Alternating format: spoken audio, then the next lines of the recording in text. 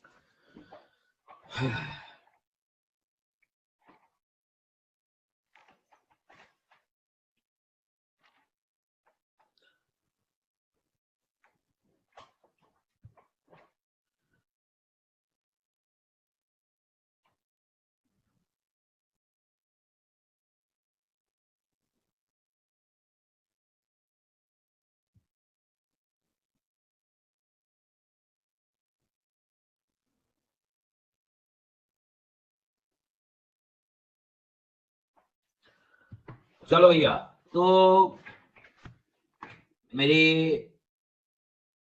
आवाज आ रही है क्या सबको? क्या आप मुझे सुन पा रहे हैं?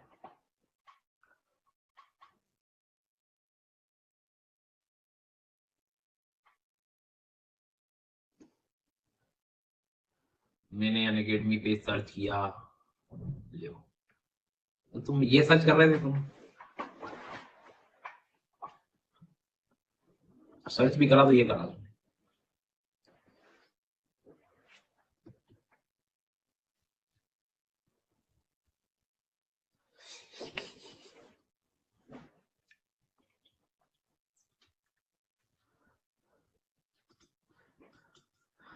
Solid job, Ryan. Now the station for the next 3 days and join the class on Monday. Monday तो सेशन खत्म हो जाएंगे। मंडे को नया कोर्स शुरू हो रहा है। कैसे होगा? ठीक है, आप इंडियन ज्योग्राफी में आंसर ले आना। कुछ यहाँ लिख लो, इंडियन ज्योग्राफी में चेक करवा लेना। ऐसा कुछ तो है। हाँ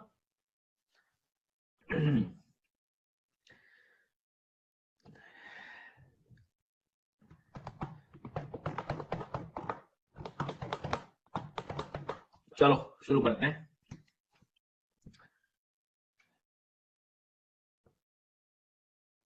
तो हमने ओशन करंट्स तक कवर कर लिया था, है ना? महासागरीय जल धाराएं। अगर मैं आपके सामने एक सवाल लिखूं,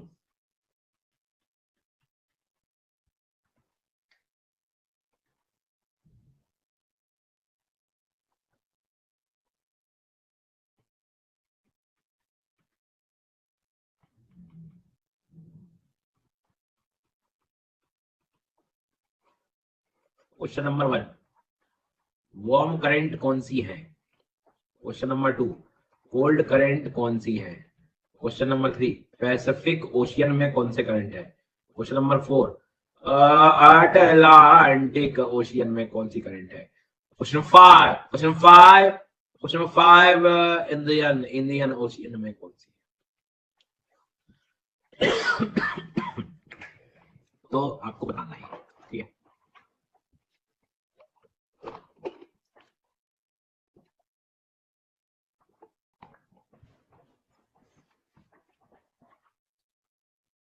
पोल नहीं है इसमें, सीधे आंसर है वार्म करंट। बताओ फटाफट, कौन सी गर्म करंट है इसमें?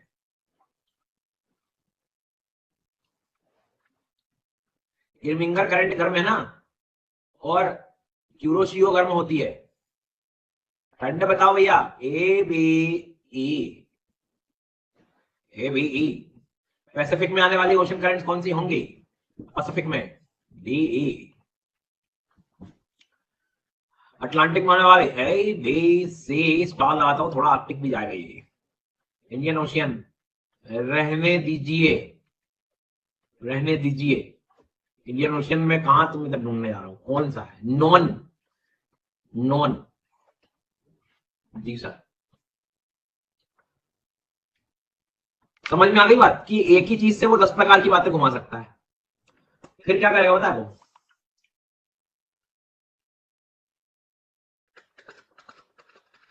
वो या सीओ से लिख देगा विक्टोरिया डेजर्ट, यूरोशियो से लिख देगा सिम्पसन डेजर्ट, एमिंगर से लिख देगा कालाहारी डेजर्ट, कैलरी से लिख देगा सहारा डेजर्ट, वेंगुएला से लिख देगा नामीब डेजर्ट। इनमें से which one are correctly is or are correctly matched, कौन से मैच कर रहे हैं? जा तो कचुना है, जा भी गलत होगा, जा भी गलत होगा, ये दो सही है। वेंगुएला नामीब कैलरी, अगर आपको पता हो अफ्रीका में तो कैलरी करंट में हम लोग डिस्कस कर रहे थे, सहारा वेंगुएला में लिखा है। तो आप पैटर्न समझ गए ना क्वेश्चन का, ये क्वेश्चन कितने तरीके से घुमा सकता है। इनमें से ठंडा निकालिए, इनमें से गर्म निकालिए, इनमें से ओशन के हिसाब से निकालिए, और ये निकालिए वो निकालिए, सारी चीजें। अभी क्वेश्चन हो जाएगा।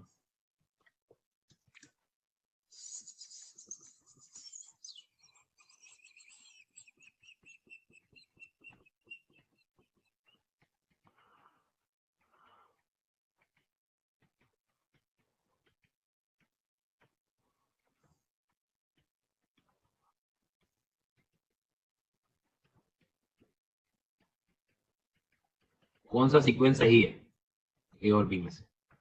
कोशिश कीजिए, कीजिए, कोशिश कीजिए, कौन सा सही है?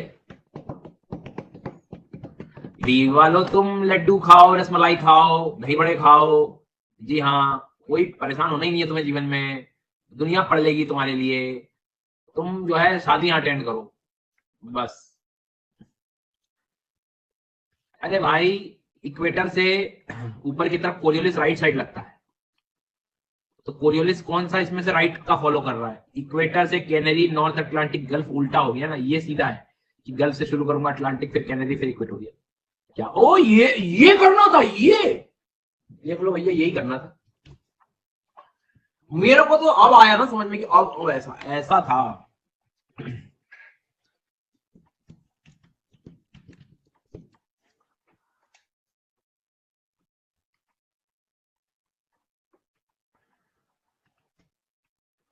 इसको कोरियोलिस के हिसाब से जमाना, तो 1 2 3 को कहीं से भी क्या संभावनाएं हो सकती है?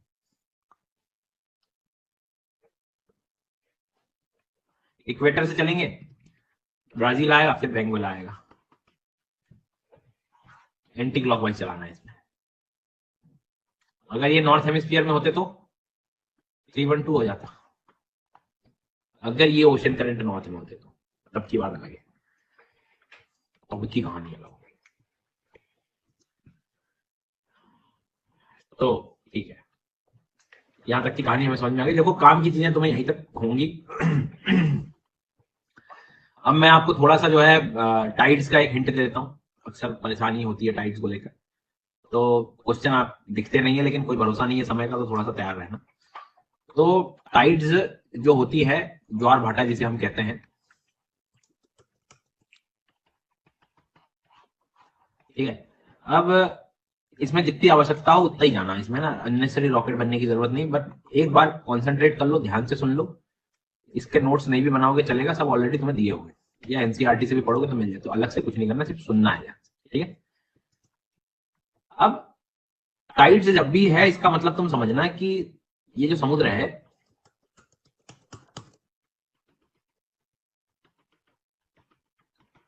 ठीक है, ये समुद्र का जल है, ठीक है। अब समुद्र का जल का लेवल जब बढ़ जाएगा, जल का स्तर बढ़ जा रहा है, ऊपर तक पहुंच गया जल, तो ये जो जल का जो स्तर बढ़ने की कहानी है, ये एक तरह से टाइड्स को दर्शा रहा है कि मतलब दिन में ऐसी सिचुएशंस क्रिएट हो जाती हैं जब समुद्र का जल स्तर थोड़ा सा बढ़ जाता है, मतलब किनारे की तरफ और आगे आ जाता है पानी। अब ये तभी पॉसिबल है कि सी वाटर का लेवल तब कब बढ़ेगा, जब पानी ज्यादा बढ़ जाए। वो एक ही केस में बढ़ सकता है कि ग्लेशियर मेल्ट हो रहे हो, बट ऐसे दिन में ग्लेशियर रोज मेल्ट होकर पिघल के ये तो नहीं हो रहा, तो ग्लेशियर से तो इसका कनेक्शन इतनी जल्दी नहीं बना पाओगे। या तो कोई पानी को खींच रहा हो ऊपर, मतलब ओवरऑल पूरा वाटर का जो पैटर्न है वो राइज कर रहा है। तो टाइड बेसिकली समुद्र के जल के स्तर का बढ़ना होता है, ठीक है, वाटर लेवल बढ़ जाए। बट पूरे समुद्र का जो वाटर है अब हर दिन की बात कर रहा हूं मैं यहाँ, है ना, ये नहीं कि रेनफॉल से पानी की जलस्तर बढ़ सकता है, रोज रोज ग्लेशियर से बढ़, रोज रोज, और फिर वापस भी चला जा रहा है। तो ये तो वो खींचने वाली बात हो गई कि कोई पानी को खींच रहा है अपनी ओर, तो जल स्तर बढ़ गया, वापस छोड़ दिया तो ये नीचे बैठ गया अपनी जगह पे जहां चला गया। तो अब तो ये मतलब बढ़िया, मतलब एक दिन में तुम 2 बार देख रहे हो ऐसी स्थिति, तो ये तो गड़बड़ हो रखा है। तो इसका कनेक्शन फिर पता लगता है कि जो पूरा गेम है वो ये है कि हमारी ये पृथ्वी है, दिख रही है सबको, अर्थ, अर्थ दिखाई दे रही है सर, गुड। अब अर्थ जब दिख रही है तो चारों ओर जो कोई चक्कर लगा रहा है वो कौन लगा रहा है, चंद्रमा। अब 28-29 दिन के आसपास ये पूरा एक रिवॉल्यूशन कर लेता है अर्थ का, ठीक है, मून। अब इसमें हमें बचपन से जो तुम सुनते आए हो ना, मतलब ये तो कहीं के भी स्कूल से तुम पढ़े हो, ये सुना होगा तुमने कि चंद्रमा खींच रहा होता है, चंद्रमा की ग्रेविटी लग रही होती है, उस ग्रेविटी से जल का जो स्तर है वो थोड़ा सा ऊपर उठ जाता है, ठीक है। बट हमें नहीं भूलना चाहिए कि हमारी अर्थ भी रोटेट करती है। तो ये ए वाला जो पॉइंट है और ये बी वाला पॉइंट है, ये सी है, ये डी है, ये ई है, ये एफ है, ये जी है, ये एच है, मतलब हर जगह समुद्र है टेक्निकली, कहीं अटलांटिक है, कहीं ये है, कहीं वो है। तो अभी ए दिख रहा है, लेकिन कुछ समय के बाद जब अर्थ रोटेट कर जाएगा तो एच वाला पॉइंट भी इसके सामने आ जाएगा, जी वाला भी पॉइंट इसके सामने आएगा, एफ वाला पॉइंट भी इसके सामने आएगा। तो 24 घंटे में टाइड्स तो सब जगह आने ही आना है क्योंकि यहां सिर्फ मून सामने नहीं खड़ा है, मून तो खड़ी है लेकिन अर्थ भी तो रोटेट कर रही है सर। तो क्या एक टाइम पे जो टाइड है, मतलब एक दिन में सिर्फ एक ही जगह आएगी क्या, नहीं, 24 घंटे तक अगर आप देख रहे हो तो जब तक मून जिस भी हिस्से में सामने रहेगा उस मोमेंट पे वो 24 आवर्स के अंतर्गत आपको टाइड्स हर जगह दिखाई देगी। आ गई बात समझ में यहां तक? लेकिन ध्यान रखना मेरी बात, मैं क्या बोल रहा हूं, मून रिवॉल्यूशन में भी टाइम ले रहा है, 28 दिन ले रहा है। ऐसा नहीं कि यहां जाके तुरंत 1 मिनट के बाद यहां आ गया और तुरंत दूसरे मिनट में यहां पहुंच गया, तीसरे मिनट में यहां पहुंच गया, चौथे मिनट में यहां पहुंच गया, 5वें मिनट में यहां आ गया, नहीं, 28 दिन ले रहा है। मतलब एक दिन तो यहां है ही, अब एक दिन यहां है, इसका मतलब उस टाइम तक तो जब तक अर्थ रोटेट होगा हर पॉइंट तक इसकी ग्रेविटी का असर दिखेगा। तो जो बचपन से हमने देखा है वो क्या देखा है कि अर्थ है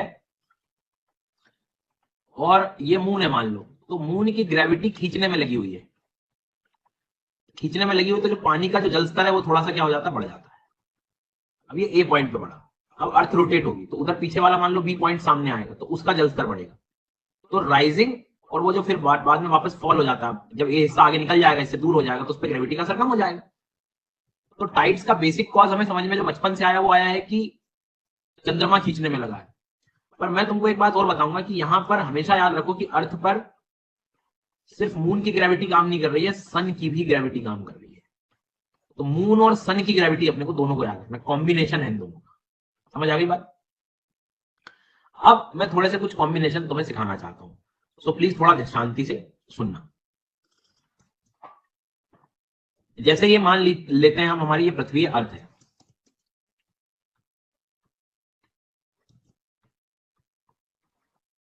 थोड़ी देर के लिए अर्थ मान लेते हैं हम, थोड़ी देर के लिए मून मान लेते हैं, और उसके बाद में ये हमारा सन हो गया थोड़ा सा, ताकि बड़ा दिखे तुम्हें, इसको थोड़ी देर के लिए फिक्स मान लेते हैं, ठीक है। अब चंद्रमा को हम क्या देख रहे हैं कि चंद्रमा घूमते घूमते एक टाइम यहां भी आएगा, एक टाइम जो है वो इधर भी आएगा, फिर वो यहां भी आएगा, वापस इधर भी आएगा, इसके बीच में भी रहेगा ऑफकोर्स। तो यहां तुम्हें 2 कंडीशन मेनली याद रखनी है। अब जैसे यहां पर मैं देखूं आपसे, इस कंडीशन में तो अर्थ पे इस पर्टिकुलर कंडीशन में मून भी खींचने में लगा है, बोलो हाँ, मून की ग्रेविटी भी काम कर रही है, साथ में सन भी खींचने में लगा हुआ है, सन की ग्रेविटी भी कॉम्बिनेशन में लग रही है। ये पहला केस है, ओके। दूसरा केस देखो जरा कि मून अगर यहां था तो मून अपनी ग्रेविटी लगाने में लगा है, सन तो वही है, तो तुम खुद सोचो कि फर्स्ट और सेकंड केस में सबसे ज्यादा ग्रेविटी कहां ऐड हो रही है, पहले वाले केस में कि दूसरे वाले केस में? बुद्धि लगा, ग्रेविटी ऐड कहां, 2 लोग मिलकर कहां खींचने में लगे इसमें? जब ये स्ट्रेट लाइन में है ना, जब ये स्ट्रेट लाइन में है तब ज्यादा खींचने में लगा हुआ है। लेकिन जैसे ही मून यहां चला गया, ठीक है, मून नीचे की तरफ आ गया, इधर आ गया चौथे केस में, तो भी उतना ज्यादा फोर्स नहीं लग पाएगा, टाइड्स बनेंगी। अब मैं मेरे शब्दों को थोड़ा सा चेंज कर रहा हूं। अब मैं तुमसे पूछूं कि बेटा हाई टाइड्स तुम्हें किस में दिखाई देंगी, उच्च ज्वार किसमें दिखेगा, कौन से वाले केस में? तो पहले वाले केस में। तो हाई टाइड का मतलब समझ रहे हो, जब जल कंपैरेटिवली ज्यादा ऊंचाई ले ले अपनी। और the reason is when these bodies are in the straight line, क्योंकि यहां मून और सन के कॉम्बिनेशन से ग्रेविटी लग रही है। ठीक है, इतनी बात से तुम्हें समझ में तो आ गई कहानी। Well done. अब मैं आपको एक चीज और सिखाना चाहूंगा, थोड़ा शांति से सुनना, एक गलतफहमी और दूर कर लो। अभी आपको मैंने ये वाला केस समझाया, ये जो दिख रहा है सबको आंखों के सामने, दिखाई दे रहा है? गुड। ध्यान से सुनना।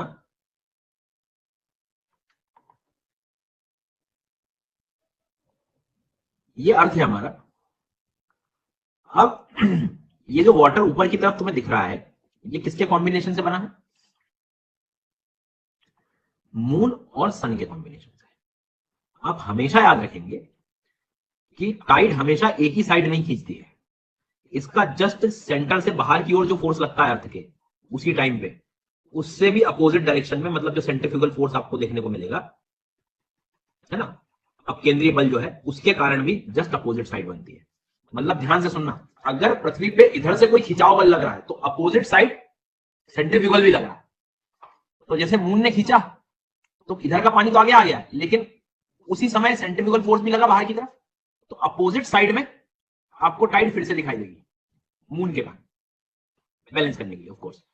और जब सन लगा रहा है तो सन के टाइम भी हो रही है। तो मतलब एक टाइम पे टाइड सिर्फ एक जगह नहीं आ रही है, दूसरी जगह भी आ रही है, जस्ट अपोजिट साइड। इस साइड क्यों आ रही है? ग्रेविटी के कारण, और दूसरी तरफ सेंट्रीफ्यूगल फोर्स के कारण।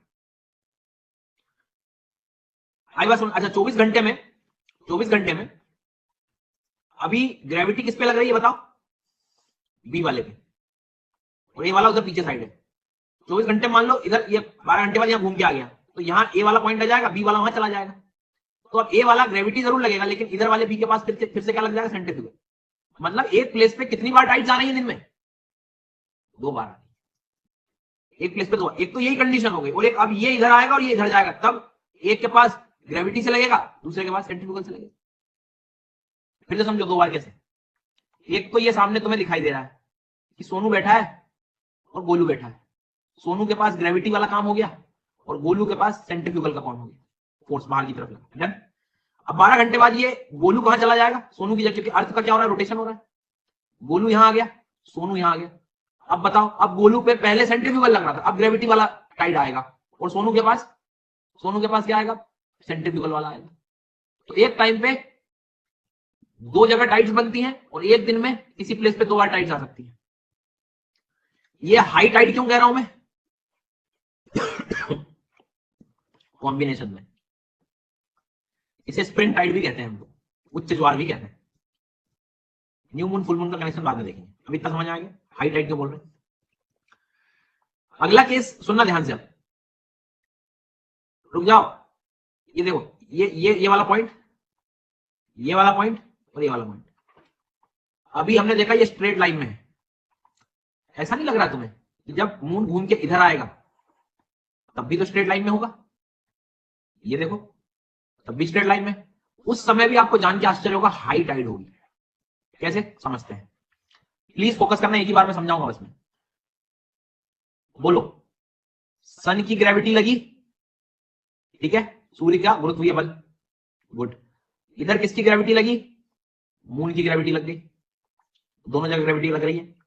जब मून की ग्रेविटी लग रही थी तो इधर सेंट्रीफ्यूगल लगेगा मून की ग्रेविटी के कारण, और इस साइड सन के जब ग्रेविटी लगी थी तो उसका सेंट्रीफ्यूगल लगेगा। दोनों एड अप हो जाएंगे सर, ग्रेविटी प्लस सेंट्रीफ्यूगल। भाई देखो, इधर जब सन ने खींचा तो इधर सेंट्रीफ्यूगल लगा, ठीक है, जब मून ने इधर खींचा तो इधर सेंट्रीफ्यूगल लगा।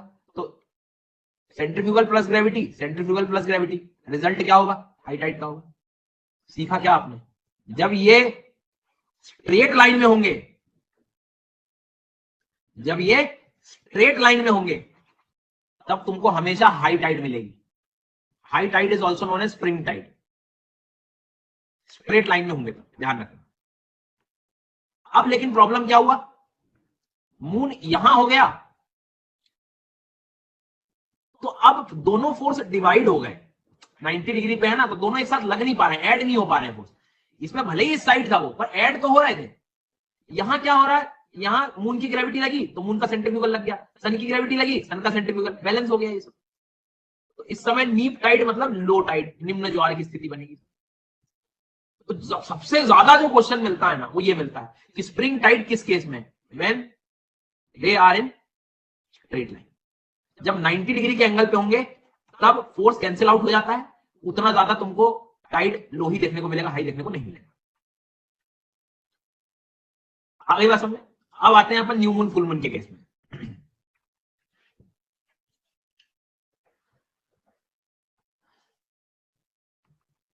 तो इस वाले मून के सामने स्प्रिंग टाइड क्यों लिखा, तुम्हें समझ में आ गया ना, लाइन थी सीधी स्ट्रेट लाइन।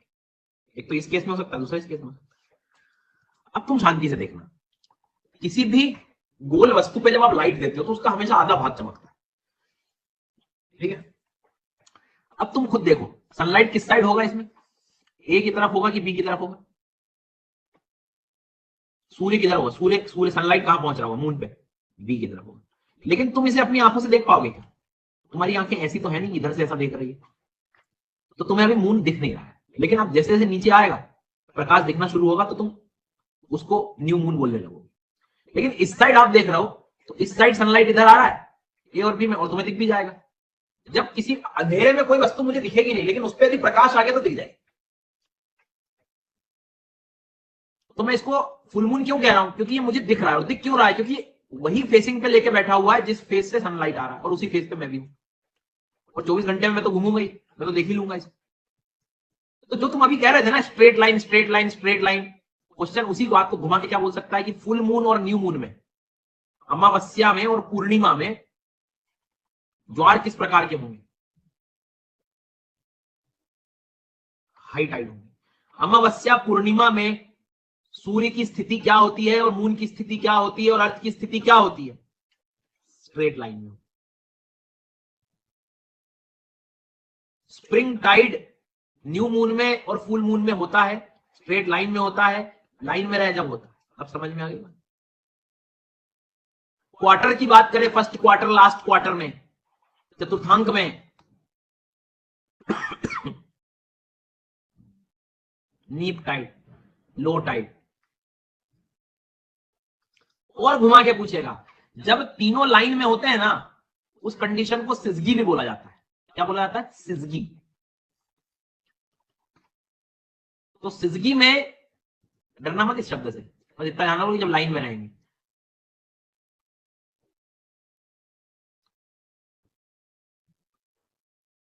तो सिजगी की जब वो बात करेगा तो तुम्हें समझ में आ गया कि स्ट्रेट लाइन के बारे में बात कर रहा हूं।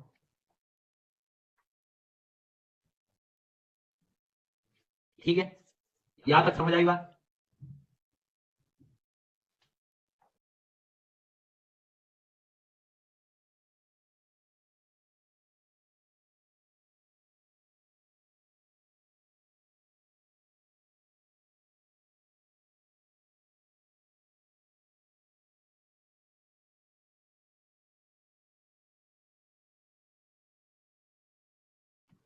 चलो यहां हो गया। रमन, ढूंढोगे मेरी क्लास को तुम, समझ आई बात बेटा, मेरी क्लास को ढूंढोगे। तो सिजगी से डरना नहीं है अपने, सिजगी से नहीं डरोगे। ये जब स्ट्रेट लाइन, ये हाई टाइड और ये दो दो लाइन क्यों बनाई, समझ में आ गया। अच्छा, न्यू मून क्यों लिख रहा हूं मैं, तुमको समझ आ गया, क्योंकि तुम मून का ये वाला फेसिंग साइड कैसे देख पाओगे। फुल मून क्यों कह रहे हो, क्योंकि तुम देख पाते हो इसको। बाकी टाइम क्यों नहीं देख पा रहे, थोड़ा थोड़ा, तो जैसे जैसे वो सूर्य के उजाले में आएगा वैसे वैसे दिखता चला जाएगा, उधर से वापस फिर उल्टा अपोजिट साइड आने लगता है। तो स्प्रिंग टाइड, नीप टाइड, ये टाइड, वो टाइड, कोई दुख दर्द। ये डायग्राम में तुम्हें कोई सा भी मैं तुम्हें डायग्राम दिखाऊंगा, ये सब कुछ समझ में आ जाएगा।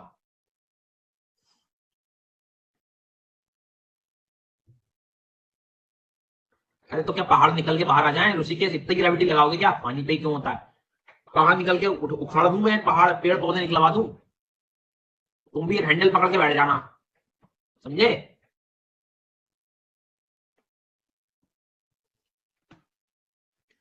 अब कभी कभी ये दो शब्द मिलेंगे तुम्हें, फ्लड एंड एब। फ्लड एंड एब, तो घबराने की जरूरत नहीं है। जब ज्वार आ रहा होता है ना, मतलब जब जल स्तर बढ़ रहा होता है, जल स्तर बढ़ रहा होता है ऊपर की तरफ, तब हम क्या बोलेंगे? फ्लड। जब जल स्तर वापस जा रहा होता है तो उसे हम क्या बोलेंगे? एब। क्लियर हो गई बात यहां तक? रेस्ट ऑफ जैसी बात है। तो जो मैंने तुम लोगों को नोट्स दिए हैं ना, उनको जब आप आराम से पढ़ोगे तो सारा कंटेंट तुम्हें मतलब आराम से समझ में जाएगा। उसमें मैंने सारी चीजें लिख भी दी है, मतलब ये हिंदी में एज इट इज लिखा हुआ है, और जो अभी अपन ने जो इंपॉर्टेंट कीवर्ड्स ऐड करे हैं या दिमाग में अभी बिठाए हैं, वो भी तुमको उसमें मिल जाएंगे, चाहे इंग्लिश हो चाहे, जैसे ये स्प्रिंग टाइड। स्प्रिंग टाइड तुमको केस सारे पता होंगे। कंबाइंड ग्रेविटेशनल फोर्स लग रहा है, महीने में 2 बार आराम से दिखेगा तुम्हें ये केस, क्योंकि 28 दिन की बात हो रही ना, तो 7 दिन में यहाँ, 7 दिन में यहाँ जाए वापस, हर 14वें दिन आपको दिख सकता है। हाई टाइड्स ऑफ कोर्स बड़ी रहेगी। फिर एक शब्द मिलता है टाइडल रेंज। टाइडल रेंज एक वर्ड मिलेगा तुम्हें, मतलब इस टाइप से संबंधित कुछ शब्द मिलेंगे। तो टाइडल रेंज, रेंज क्या होती है तुम्हें उस दिन भी सिखाया मैंने क्लाइमेटोलॉजी में भी। डिफरेंस जो हाइट की रहेगी, हाई टाइड और लो टाइड, तो टाइडल रेंज हम कह रहे हैं। तो अभी जब एकदम हाईएस्ट टाइड आएगी तो वो सबसे हाई वैल्यू पकड़ेगा, और फिर नीचे जाएगा एब, तो वैल्यू डिफरेंस क्या होगा? बड़ा रहेगा। कभी कभी टाइडल बोर, अब जैसे एकदम जब जल स्तर बढ़ता है तो किनारों के अंदर इस तरह के सकरे गैप्स होते हैं ना, जिनको हम क्रीक्स वगैरह कहते हैं, एस्टुरीज, नदियों का जल स्तर बढ़ जाए, तो ये जो लहर बनती है समुद्र के पानी की जल स्तर बढ़ने से, उसको हम टाइडल बोर शब्द भी यूज कर सकते हैं। जी हाँ, तो ऐसे कुछ एक्स्ट्रा कंटेंट दिया हुआ है, तो आप चाहें तुमको आराम से पढ़ लेना, बहुत ही सिंपल भाषा में लिखा है उसको, कि आराम से तुम समझ जाओगे, इसमें कुछ भी नहीं, इतना ही है।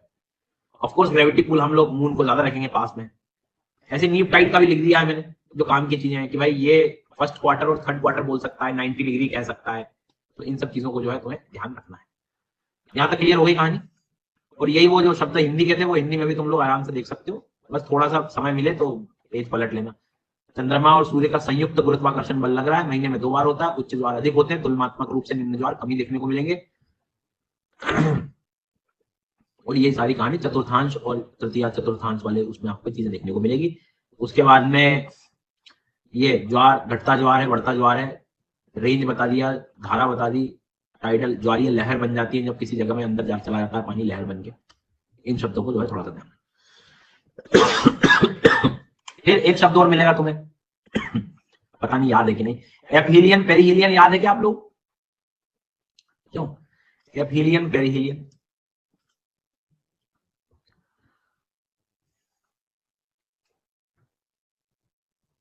पास और दूर। वैसे ही चंद्रमा और अर्थ के बीच में कंडीशन बनती है कि एक समय ऐसा आता है जब मून और अर्थ बहुत पास होते हैं ना, उसको आप पेरिजी वर्ड बोल सकते हो, और दूर रहने वाले पे एपोजी शब्द बोल सकते हो।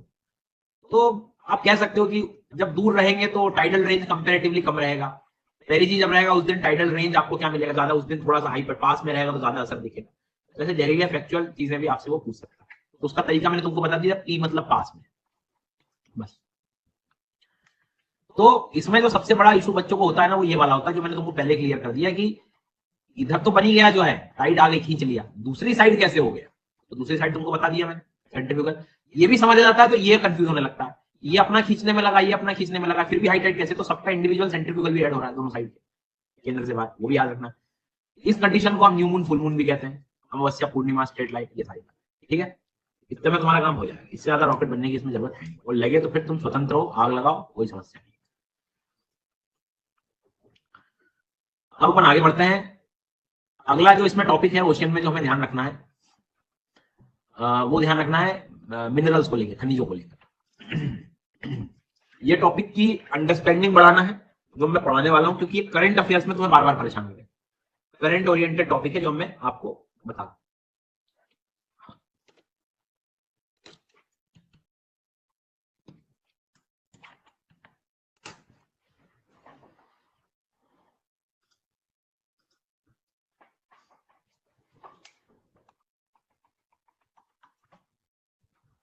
अब 2-3 सवाल आते हैं दिमाग में, उसको पहले जरा अपन शांति से समझते हैं। अगर आपने कभी वर्ल्ड मैप बहुत ध्यान से देखा होगा, लो स्मृति, स्मृति, लो बेटा,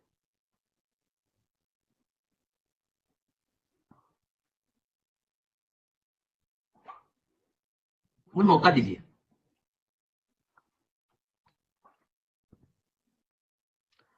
तो आपने कभी वर्ल्ड मैप अगर गौर से देखा होगा, ध्यान से देखिए इस वर्ल्ड मैप को, तो सी वेव्स तो सिंपल जो आपकी हवाओं से जो क्रिएट होती है ना वो है, ठीक है। मतलब वेव्स और टाइड में बहुत अंतर है। तो समुद्री लहरें बन जाती है ना ऊपर की, वो अलग है, उसको टाइड मत बोलते हैं। टाइड इज वाटर का लेवल बढ़ना घटना। तो अगर मैं मान लो ये कंट्री पहचानू, किसी को पता है वर्ल्ड में कौन सी कंट्री है? जैसे Chile, Peru, India, South Africa, Somalia, USA, Japan, China, Australia,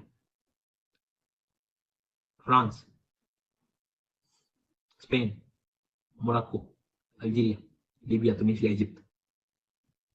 जितने भी मैंने देश के नाम लिए सब में कॉमन चीज है, ये सब समुद्रों से लगे हुए हैं डायरेक्ट। इनका एक्सेस वर्ल्ड ओशन से डायरेक्ट है कि नहीं? और समुद्र जो है ये बैंक की तरह है बेटा, इसमें चीजें बड़ी संभाल के रखी गई है नेचर के द्वारा। मतलब ये भी एक रिसोर्सेस का भंडार है। अब देखो ना कैसे, आज आप कोई भी चीज माइनिंग वगैरह कर रहे होते हो तो निकलता तो रॉक के अंदर से ही, चट्टानों में से निकलता है। बात तो सही कह रहा हूं। तो भाई ये समुद्र का पानी हवा में तो तैर नहीं रहा, ये भी किसी रॉक पे, तो इन रॉक्स के में भी तो आराम से सेडिमेंट्स हो सकते हैं, है ना? जीव जंतु के स्केलेटन से या जीव जंतुओं के मरने से, इनसे सबसे जो पेट्रोलियम, क्रूड ऑयल, ये सब, ये भी तो नेचुरल रिसोर्सेज है ना सर। अब तुम जिस देश के हो, मैं जिस देश का हूं, हम सब जिस देश के हैं, ये कोई देश जिस देश का, उस देश का मिनरल तो तुम अंदर का, तो लैंड का तो तुम वैसे एक्सप्लोर कर लेते हो, सॉवरेनिटी होती है उस चीज की कि ये तो मेरा है। झारखंड भारत का है, झारखंड का कोयला भारत यूज करेगा भाई, उसमें तुम बाहर के तो देखो ही मत, तो सॉवरेनिटी का मेरा लैंड मास, ये सारी चीजें। But what about the oceans, ये सवाल उठेगा। चलो ठीक है, मान लेते हैं कि जो समुद्र के किनारे हैं उनके लिए तो डायरेक्ट एक्सेस है, वो तो निकाल रहे हैं, पर ये ओशियन सबका है साहब। और अगर सबका है तो ये जो किनारे वाले देश है उनकी भी एक लिमिटेशन होनी चाहिए, नहीं तो करते करते दूसरे के किनारे पे पहुंच गया, लड़ लिया, ये मेरा एरिया है, इस क्षेत्र में कोई स्ट्रेस मत करना, स्ट्रेस, ये मेरा एरिया है, लो साहब। धीरे धीरे आप बांग्लादेश से उधर धीरे पहुंच, इधर पहुंचे, इधर ये और धीरे लिख दिया पूरे वर्ल्ड में अखंड भारत। हाँ, ये मेरा एरिया है।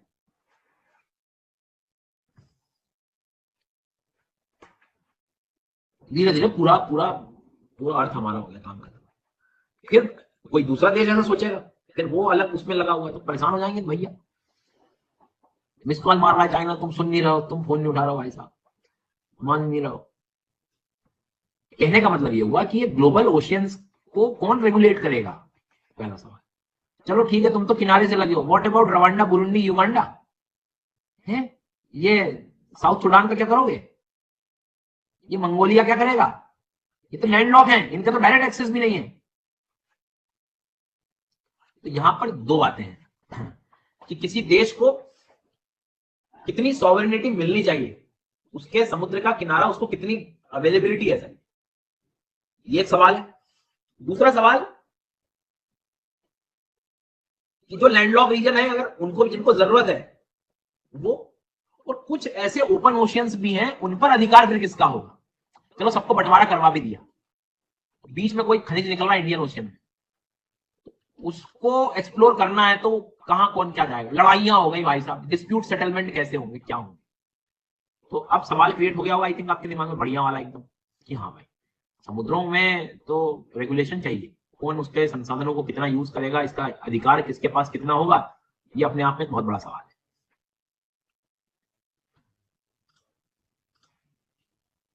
तो इन्हीं सब चीजों के लिए 1973 में एक इंटरनेशनल एग्रीमेंट डिसाइड होता है और 1982 से लागू होता है। उस एग्रीमेंट को हम यूनाइटेड नेशंस, मतलब सारे देश हो गए, convention on the law of sea, this is the keyword, LOS, law of sea, law of C.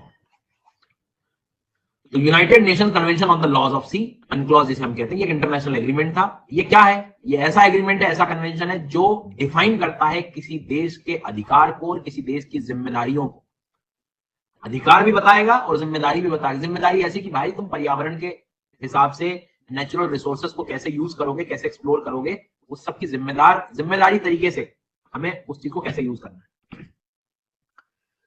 So responsible consumption जो होता है ना, कि आप उसका उपभोग भी कर रहे हैं, तो इस तरह से। तो ये सारी चीजें जो है कौन करा रहा है, कि अनक्लॉज करा रहा है। तो जो सबसे बेसिक आंसर हमें मिला अभी सबसे पहले स्टेप में, ये सब चीजों की देखभाल और सारे सब इसकी निगरानी रहेगी, तो ये इस कन्वेंशन के तहत सारी चीजें चलेगी। चाहे इन्वायरमेंटल पोल्यूशन हो, चाहे टेक्नोलॉजी ट्रांसफर करना हो, आपको कमर्शियल एक्टिविटीज हो, कितना समुद्र कौन यूज करेगा, डिलिमिटेशन हो, डिस्प्यूट हो गई, लड़ाइयां हो गई है, सबके सेटल, ये सब इसके अंतर्गत आएगा। इसमें पर्टिकुलरली पार्ट 11 जो है इस कन्वेंशन का, वो स्पेशली बताता है कि किसी देश को कितना अधिकार है समुद्रों का यूज करने का, कितना वो यूज कर सकता है। तो उसके अनुसार जैसे मान लो ये कॉन्टिनेंटल एरिया है, पेड़ लगा दूं मैं, तो वो आगे तक महासागरों का कितना यूज कर सकता है, वो चीज को अपने को पढ़ना है। ये सब इसी कन्वेंशन के तहत है कि कोई कंट्री कितना जो है यूज कर सकती है।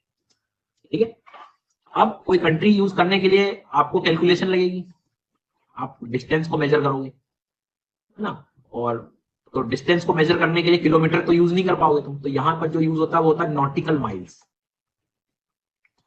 एक नॉटिकल माइल का मतलब लगभग 1.8 किलोमीटर, एक अप्रोक्सीमेशन वैल्यू बता रहा हूं। आई बात समझ में आता क्या कह रहा हूं? जी हाँ। तो ये तो हम लोग यहाँ रह रहे हैं समुद्र के, यहां से हम कितना समुद्र हमारा है ये उसी अनक्लॉज में बताया गया है। कोई देश कितना यूज कर सकता है, देशों के हिसाब से अलग अलग कंडीशन भी हो सकती है, बट इसका डिस्टेंस मेजर भी तो करना होगा, तो we need some units, unit चाहिए हमें, कुछ इकाई में चाहिए। तो वो जो दूरी की जो इकाई है समुद्रों में वो होती है नॉटिकल माइल्स। एक नॉटिकल में लगभग 1.8 किलोमीटर होता है।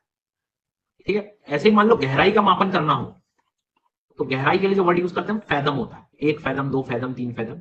तो फैदम मतलब हैंडम नहीं रे भैया, आलो फैदम, फैदम डेप्थ की यूनिट है। 1 फैदम मतलब 1.8 मीटर की गहराई के आसपास। मीटर है ना, किलोमीटर नहीं है। तो मार पार खेत पार हो गए, समुद्र के अंदर चले गए, कोर में निकल गए, ये मीटर है, ये किलोमीटर है। दूरी किलोमीटर के हिसाब से नॉटिकल माइल में चल रही है, और ये फैदम में 1.8 मीटर है। ठीक है, 2 यूनिट्स क्लियर हो गई। तो वो कह रहा है कि कोई कंट्री कितना ज्यादा जो है वो यूज कर सकती है। बोले ठीक है सर, पर वो यूनिट को मेजर करने के लिए you need a base line ना, सबसे पहले एक बेस लाइन चाहिए तुम्हें। तुम काउंट कैसे करोगे? तो जैसे मान लो कोई किनारा है समुद्र का, ये ऐसा है, तो ये कह रहे हैं कि तुम पहले एक बेस लाइन बना लो पहले प्रॉपर, उससे फिर तुम काउंट करना, कैलकुलेट करना। बेस लाइन बनाने से ये होगा कि ऊबड़ खाबड़ जगह जो ये जो पानी होता है अंदर का, ये समुद्र का ही पानी रहेगा, लेक्स वगैरह, लगून लेक्स, किनारे वगैरह, तो इन पानी को जो वर्ड बोला है, जो शब्द बोला है, उसे बोला गया है इंटरनल वाटर, आंतरिक जल। जैसे भारत में मान लो लेक चिल्का है समुद्र के किनारे, वेम्बनाड लेक है, ये सब क्या हो गए समुद्र के अंदर, ये सब झीलें वगैरह ये बेस लाइन के अंदर है, तो ये सब क्या हो गई, एक इंटरनल वाटर की कैटेगरी में चले गए। तो कल को एग्जाम में पूछेगा आंतरिक जल, जिसे हम कहते हैं आंतरिक जल। अब कल को कोई मुझसे बोलेगा कि जो इंटरनल वाटर है, आंतरिक जल जो होता है, वो बेस लाइन के हमारे आधार रेखा के सीवर्ड साइड होता है कि लैंडवर्ड साइड होता है? सीवर्ड साइड होगा कि लैंडवर्ड साइड होगा? क्या जी बताइएगा।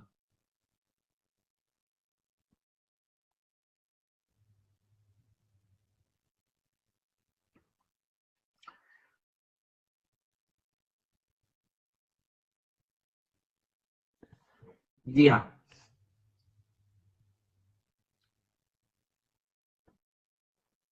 तो इंटरनल वाटर जो होता है हमारा वो लैंडवर्ड साइड होगा। मतलब ये कि अगर मैंने एक आधार रेखा बनाई, बेस लाइन बनाई, बेस लाइन समझ गए, ये बेस लाइन के अंदर का जो जमीन की ओर जो पानी रहेगा वो इंटरनल वाटर कहलाएगा। समझ आ रही है बात? अब यहां से तुम कैलकुलेट करोगे। अब यहां से कैलकुलेट करना शुरू किया सबसे पहले 12 नॉटिकल माइल तक, 12 नॉटिकल माइल। ठीक है, 12 नॉटिकल माइल तक उस जगह को आप टेरिटोरियल सागर बोलोगे। मतलब ये उस पर्टिकुलर देश का पूरी संप्रभुता के साथ, सॉवरेनिटी के साथ, ये पूर्ण अधिकार वाली जगह होगी। समझे क्या आप मेरी बात? क्या बोला मैंने? ये प्रादेशिक जल है, प्रादेशिक समुद्र है। मतलब आधार रेखा से 12 समुद्री मील, नॉटिकल माइल तक आपकी पूरी संप्रभुता प्राप्त होती है इसमें। इसका मतलब क्या हुआ सर? इसका मतलब ये हुआ कि ये टेरिटोरियल वाटर वो होते हैं जहां से the state is free to set the rules and regulation and use any resources. कुछ भी निकला उस 12 नॉटिकल वो तुम्हारा है, उस देश का है, पूरा डायरेक्ट कंट्रोल। एयर स्पेस बाहर का इंटरनेशनल हवाई जहाज भी वहां से उड़ नहीं पाएगा, ये सब तुम्हारा है। State is free to use every resources, rules regulation जो तुम्हें लगाना वो लगाइए। कब तक का पूरा अधिकार है हमारा? 12 नॉटिकल माइल तक। ठीक, फिर उसके बाद में आगे और 12 नॉटिकल माइल दिया, कंटिगियस जोन। तो टेरिटोरियल समझ में आ गया, जो प्रादेशिक जल है वो तो तुम्हें समझ आ गया। प्रादेशिक जल आपकी आधार रेखा में, मतलब जो टेरिटोरियल वाटर है वो बेस लाइन के सीवर्ड साइड है या लैंडवर्ड साइड है? ध्यान से सुनना, बेस लाइन के सीवर्ड साइड है कि लैंडवर्ड साइड है?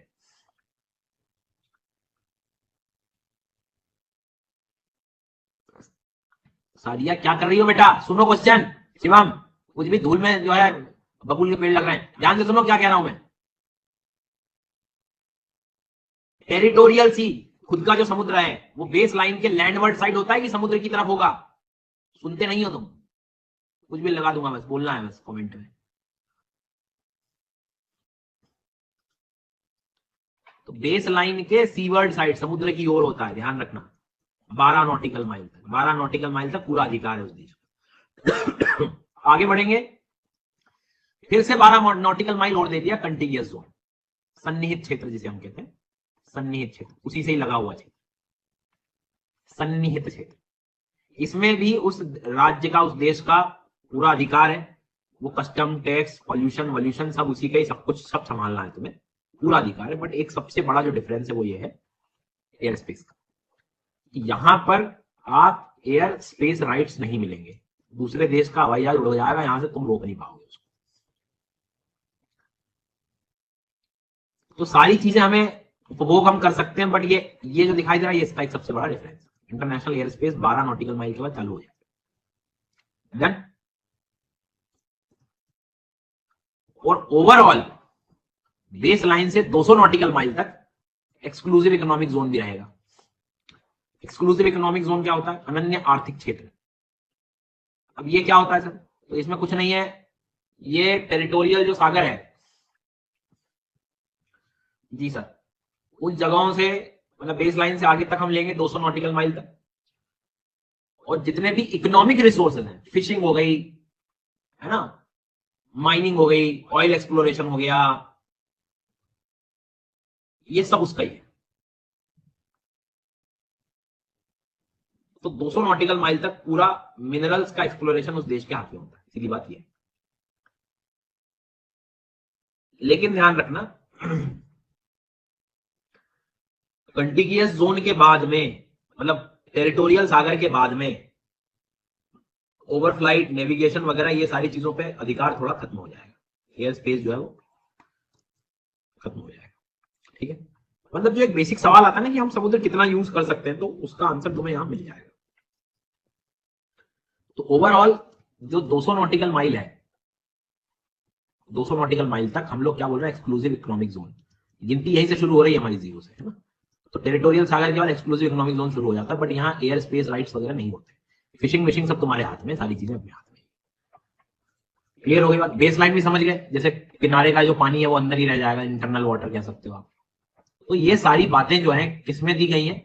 इसके अनुसार दी गई है, ये इसी कन्वेंशन के अनुसार अनक्लॉज में दी गई। ठीक है, अब तुमको पता है कि बहुत सारे देश ऐसे हैं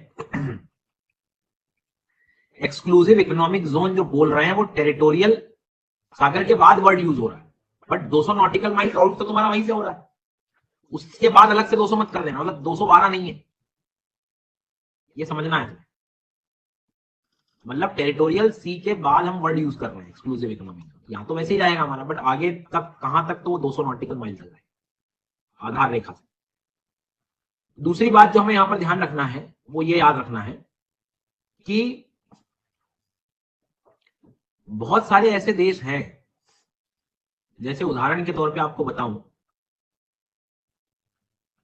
लाओस, वियतनाम, चाइना, ये देख रहे हैं यहाँ कितने, फिलीपींस, ये सब छोटे छोटे देश बहुत हैं, इनके 200 नॉटिकल माइल तो सर मर्ज हो जाते हैं। 200 नॉटिकल माइल इनके क्या हो जाते हैं, क्लैश तो होगा, क्लैश बढ़ेगा। फिर वही बात है कि तुम यहाँ अक्सर देखते हो कि चाइना डोमिनेट कर जा रहा होता है, साउथ चाइना के क्लैश इन्हीं सब चीजों के दुख दर्द है। अब कोई मानता है कोई नहीं मान रहा, जबकि नहीं तो रूल्स रेगुलेशन के हिसाब से तो चलना ही चाहिए, बट ठीक है। लेकिन मैक्सिमम देश तो कंसिडर कर ही रहे हैं, मतलब कितना क्या अधिकार है ये सारी चीजें, ठीक है, ये तो हो गई बात। लेकिन इसके बाद जो होता है वो हाई सीज है, उस पर तुम्हारा कोई कंट्रोल नहीं है। इस पे अब हाई सीज वगैरह पे कौन ध्यान देगा। अब मान लो मैं आपको वही समझाना चाह रहा था थोड़ी देर पहले कि तुम्हारा 200 नॉटिकल माइल तक तो जो है तुमने कह दिया हमारा है हमारा है हमारा है। अब मान लो कि कुछ 1000 किलोमीटर दूर कोई मिनरल्स मिलने की रिसर्च हुई, कोई खनिज मिल रहे हैं साहब, और इंडिया को वहां जाके एक्सप्लोर करना है। जैसे मान लो थोड़ी देर के लिए कि ये प्यारा भारत है अपना, यहां तक हमारा, इसमें मान लीजिए कि ये इकोनॉमिक जोन था, बट यहां कहीं जाके सेंट्रल पैसिफिक ओशन में जाके इंडिया को रिसर्च करनी है, यहां से मिनरल एक्सप्लोर करना है। तो इसका ईईजेड में तो आता नहीं है, अनन्य आर्थिक क्षेत्र में तो आता नहीं है, फिर क्या होगा। तो फिर इसी कन्वेंशन के तहत एक बॉडी बनाई गई। जी सर, क्या बात कर रहा हूं, इंटरनेशनल सी बेड अथॉरिटी, नाम से ही समझ में आ रहा है, सी बेड, समुद्र के तल में मिलने वाले जो खनिज होते हैं उनको कई बार पॉलीमेटालिक नोड्यूल्स भी कहते हैं। पॉलीमेटालिक नोड्यूल्स ये ऐसे चट्टानी अवशेष होते हैं जो आधे गड़े हुए रहते हैं अंदर खनिजों में, मतलब मड में, कीचड़ में, उसको निकालना ही अपने आप में टेक्नोलॉजिकल काम है बहुत बड़ा। अब पॉलीमेटल मतलब क्या होता है, पॉली मतलब क्या होता है, एक से ज्यादा। तो इन खनिजों में बहुत सारे खनिज निकल रहे होते हैं जो आज के टाइम पे रिसेंट इंडस्ट्रीज में बहुत ज्यादा काम के हो सकते हैं। तो एबिसल प्लेन्स में जो नीचे आप देखोगे गहराई में बहुत सारे रिसोर्सेज हैं, पॉलीमेटालिक नोड्यूल्स जिसे हम कहते हैं, मैंगनीज नोड्यूल्स कहते हैं, जिसमें iron, silicon, aluminium, manganese, hydroxide, ये सारी चीजें रहती हैं, बट ये थोड़े से गड़े हुए रहते हैं अंदर धरती में, इनको निकालने में भी काफी टेक्नोलॉजिकल प्रोसेस लगती है। तो अगर मान लो ये सब करना है आपको, इसमें जाके एक्सप्लोर करना है, तो फिर क्या होगा, फिर हमें इंटरनेशनल सीबेड अथॉरिटी से तो ये अलाउ करती है। सर तो कौन है ये international seabed authority, it is an organisation established by UNCLOS. अब तुम्हें समझ में आ गया ये क्यों आ रहा बार बार अनक्लॉज अनक्लॉज अनक्लॉज। इसका काम क्या, organise, regulate and control all the mineral related activities. कहां पे, इंटरनेशनल सीबेड एरिया में, beyond the limits of national jurisdiction. तुम्हारी जो लिमिट है उसके बियॉन्ड अगर तुम्हें काम करना है तो इस अथॉरिटी के साथ मिलकर काम करना, जो कि इस अब कल को स्टेटमेंट आ रहा है प्रीलिम्स में, किसके तहत बना इंटरनेशनल सीबेड अथॉरिटी, तुमने लगा दी यूएनएफ ट्रिपल सी, क्योंकि मैंने सोचा था गवर्नमेंट में वही पढ़ा है, कन्वेंशन ऑन क्लाइमेट चेंज। लो तो पूरे क्लोज ही हो गया, क्लोज क्लोज ही बन गया फिर। तो खैर मेरे हिसाब से आपको चीजें थोड़ी सी कनेक्ट हो गई, अनक्लॉज क्या होता है, उसके लिए क्या जरूरत पड़ी, क्यों बनाया अपन ने, क्यों देश कितना यूज कर सकता है, ये सारे दुख दर्द जो थे वो मैंने तुमको बता दिए। ओके प्रभु जी, क्लियर हो गई बात। तो और भी आप कह सकते हो इसके अंतर्गत कुछ इंस्टीट्यूशन है, जैसे commission on the limits of continental shelf. तुमने कॉन्टिनेंटल शेल्फ के अगर राइट्स बढ़ाने हो, तुम्हें थोड़े आगे बढ़ाने हो, तो वो सब कौन सा कमीशन है, international tribunal for the law of sea, अब डिस्प्यूट लड़ाइयां सुधारना है तो अनक्लॉज के अंतर्गत। तो ये कुछ और इंस्टीट्यूशन इसके अंतर्गत आते हैं।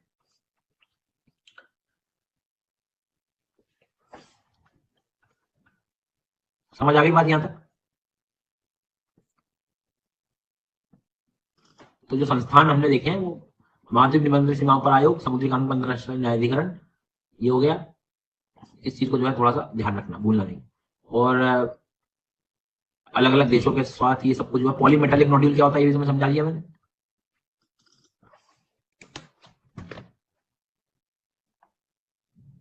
और अब वो उसका दुख दर्द भी खत्म हो जाएगा हमारा कि लैंड लॉक देश का क्या होगा।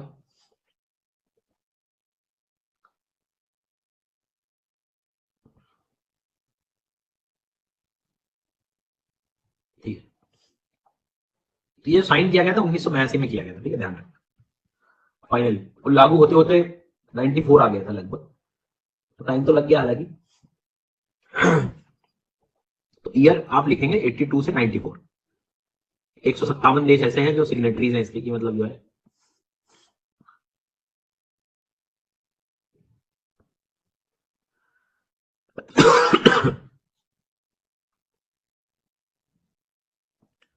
तो इंटरनल वाटर क्या होता है, बेस लाइन क्या होती है, टेरिटोरियल सी क्या होता है, कॉन्टिगियस जोन क्या होता है, एक्सक्लूसिव इकोनॉमिक जोन क्या होता है, समझ में आ गया। अनन्य आर्थिक क्षेत्र, सन्निहित क्षेत्र, प्रादेशिक जल, आधार रेखा, आंतरिक जल।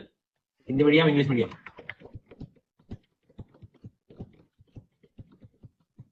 ठीक है, चलो अब समुद्र के अंदर कुछ डिपॉजिट्स भी मिलते हैं, 2-3 शब्द परेशान करेंगे।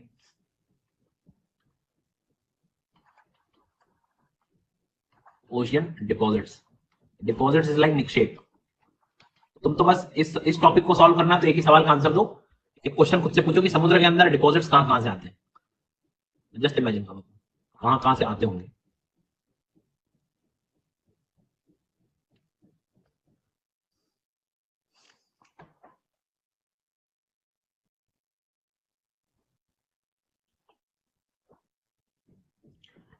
अरे वो थोड़ा देखा था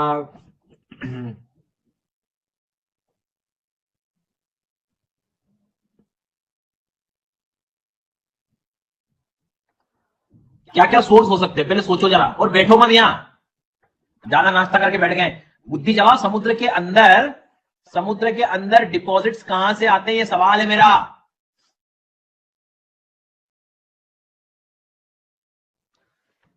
ले कोर से आते हैं, बोली अंदर कोर से बाहर मलबा निकाल दिया तुमने, ठीक है भैया।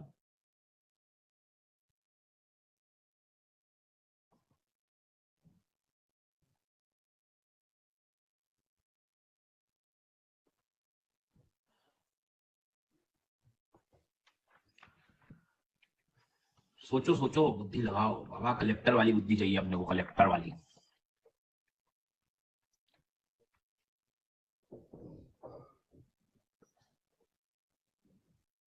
कुछ बच्चे लिख भी रहे हैं, देख रहा हूं।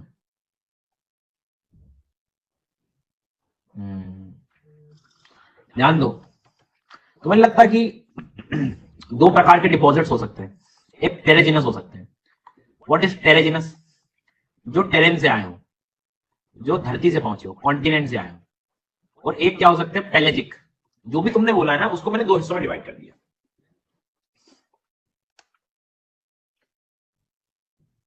जी हाँ, दो हिस्सों में डिवाइड कर दिया। दो हिस्सों में डिवाइड कर दिया मतलब जो एक ऐसे जो क्या हो, धरातल से आए हो, और एक, ओ हाँ अब समझ आ रहा है मुझे। तो धरती से जो आएगा वो टेरेजिनस होगा। अब धरती से क्या आएगा, चट्टान है भाई, रॉक्स हैं, रॉक्स हैं, चट्टान है। तो वो क्या होगा, अब उसमें कोई जीव जंतु तो निकल नहीं आ गए, तैरते आ गए भाई साहब, मरे हुए लाशें निकल आई।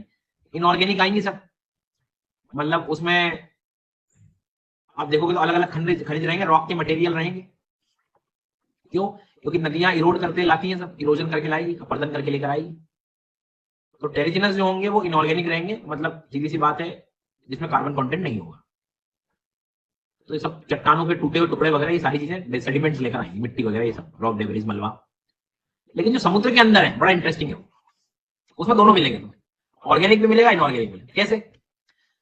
पेलेजिक में क्या है, जीव जंतु रहते हैं, वो मरेंगे, डेथ होगी, उनका एक ऑर्गेनिक मड जो बनेगा, मरने के बाद जो कीचड़ बनेगा उनका खत्म होकर, डिकम्पोज मटेरियल, शेल्स, स्केलेटन्स, उसे हम ऊस बोलते हैं। तो ऊस जो होगा वो पेलेजिक होगा, समुद्री जो आप कह सकते हो। और कुछ क्ले भी हो सकती है, रेड क्ले। रेड क्ले मतलब जैसे ज्वालामुखी से निकल के आई हो, कहीं से उड़ के आ गई, डेजर्ट वगैरह से उड़ के आ गई। तो ज्यादातर ज्वालामुखी वगैरह से है, वो पेलेजिक में आपको देखने को मिलेगा। तो अगर आप सी फ्लोर में देखोगे तो ज्यादातर रेड क्ले बहुत बड़ी मात्रा में आपको देखने को मिलती है। तो अब कभी भी दिमाग में आए ओशियन डिपॉजिट्स क्या हो सकते हैं, निक्षेप क्या हो सकते हैं, तो दो होते हैं, एक टेरेन वाला होता है और एक होता है पेलेजिक, मतलब एक स्थल से आया हुआ, ओरिजिनेट हुआ, और एक समुद्री जिसे आप कह सकते हो। टेरेन में क्या बोल रहे हैं हम लोग कि टेरेन में ज्यादातर वो इनऑर्गेनिक आएगा, है ना, कार्बनिक जिसे हम कह सकते हैं। कार्बनिक का मतलब जैसे रॉक का डेबरी, मलबा, सेडिमेंट्स, अवसाद, ठीक है। स्पेशली जैसे हम कह सकते हैं ऊस, ऊस कहते हैं क्या, अनऑर्गेनिक। अरे कहां से कह देंगे सर, ये इधर नहीं आएगा बेटा। पहले से दो प्रकार के होते हैं, ऑर्गेनिक, कार्बनिक, है ना, जो जीव जंतुओं से बनेंगे, मरीन ऑर्गेनिज्म से होगा, मरीन ऑर्गेनिज्म से बनेगा, जो उनका ऑर्गेनिक मड होगा, कीचड़, उसे कहेंगे। और इनऑर्गेनिक जो होगा, कार्बनिक जो होगा, जो रेड क्ले बोलेंगे जिसे, वोल्केनो प्लस अदर सोर्सेस, लाल मिट्टी जो बनेगी, हवा से उड़ के भी आ जाती, पता नहीं। इस चीज को जो है थोड़ा सा अपने को ध्यान रखना है। तो समुद्र के अंदर ज्यादातर जो पाई जा रही है, ये टेरेन क्या होंगे, शेल्फ के पास ज्यादा मिलेंगे। ये कहां मिलेगा, सी बेड में ज्यादा जो मिलेगा, सीधी बात ऐसा समझ लो। मतलब पेलेजिक का मतलब ये है कि जो ज्यादातर सी बेड के पास मिल रहा हो, टेरेजिनस मतलब जो ज्यादातर तुम्हें कॉन्टिनेंटल शेल्फ पे मिल रहा है ना। मतलब मैं क्या बोल रहा हूँ, टेरेजिनस जो है वो found mainly on the continental shelf slope, और पेलेजिक जो होंगे वो डीप सी, डीप गहराइयों में तक तुम्हें देखने को मिलेंगे। विजुअल प्लेन से पेलेजिक तो मिलेंगे, समझे कि नहीं समझे? समझ गए सर, नहीं समझे तो दोबारा बताता हूँ। हल्की सी सर नींद लग गई थी आज, वैसे भी आपका पढ़ाने वाला तो आखिरी दिन है, तो सोचा हल्का सा, ज्यादा नहीं, एकदम हल्का सा, एकदम हल्का सा, ज्यादा नहीं। अरे महाराज, ये जो टेरेन वाला जो है ज्यादातर तुम्हें ये इधर यहाँ पर दिखाई दे रहा है, शेल्फ वाली एरिया, ठीक है। ये ऊस वगैरह ये सब सेटल हो जाएगा नीचे यहाँ पर, पेलेजिक जो होगा, रेड क्ले वगैरह जो है ये नीचे देखने को मिलेगी आपको। और विंड ब्लोन डस्ट वगैरह जो भी सब ये इधर आपको ऊपर भी दिख सकते हैं, यहाँ शेल्फ वगैरह के आसपास देखने को मिलेगी। ठीक है, आई बात समझ में? अब जब मैं आपको अंदर को कह रहा था कि ये मैंगनीज नोड्यूल्स है, पॉलीमेटेलिक नोड्यूल्स नीचे देखने को मिल जाते हैं। ओ हाँ, इसके लिए हमें किसकी मदद चाहिए रहेगी, बताइए बताइए? International seabed authority. ठीक है प्रभु जी।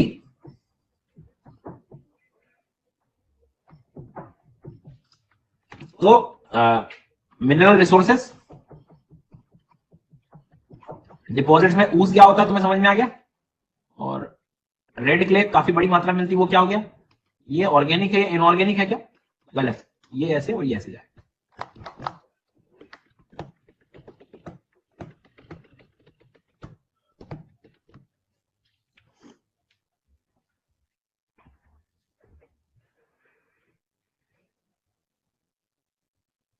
ठीक है,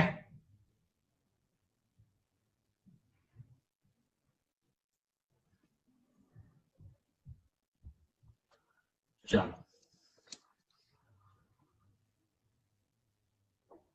तो पढ़ाने वाला जो काम के टॉपिक्स थे, या जो हमें अभी एग्जाम पॉइंट ऑफ व्यू से थोड़ा बहुत पढ़ना होता है, उसको मैंने लगभग हर कोर्स में जितना पढ़ाया वो मैंने आपको कवर करा दिया है।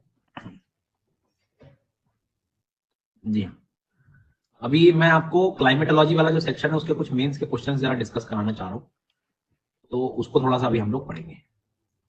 ठीक है, आज मैं आपको डाउट फॉर्म दूंगा, ठीक है। उस डाउट फॉर्म में आप आपके जो भी डाउट्स हैं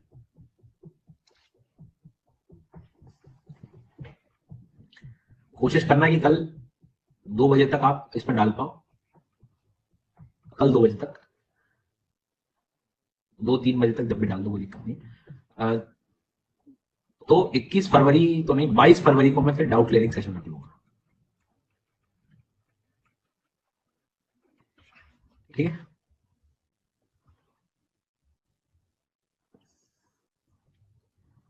दूसरी बात, कल जो होगा और आज अभी जो हम जी रहे हैं जिसमें, ये मैं क्लाइमेट के कुछ क्वेश्चंस डिस्कस करूंगा मेंस वाले। कल थोड़े से ओशियंस के बारे में भी हम कल पढ़ेंगे। कल समय मिलेगा तो मैं कुछ आंसर्स भी चेक करूंगा आपके, फिर आप आराम से आंसर्स वगैरह लिख लेना। अभी मेरा एक पैरेलली दोपहर में कोर्स चल रहा है इंडियन ज्योग्राफी वाला, तो होगा तो उसमें मैं 28 तारीख के बाद 1-2 सेशन और एक्स्ट्रा ऐड करूंगा, उसके भी आंसर्स चेक करने होंगे, तो आप वहां भी आंसर्स चेक करवा सकते हैं। तो अभी जो आने वाले 2 दिन है हमारे, मतलब 20, 21 और 22, आज हो गया टुडे, ये कल, ये परसों, तो परसों डाउट क्लियरिंग रहेगा हमारा, है ना। अभी मैं क्लाइमेट का मेंस का जो कुछ क्वेश्चंस हैं पीवाईक्यूज, उनको थोड़ा सा हम डिस्कस करेंगे, कैसे क्वेश्चंस आते हैं उनको हम लोग ऑब्जर्व करेंगे। और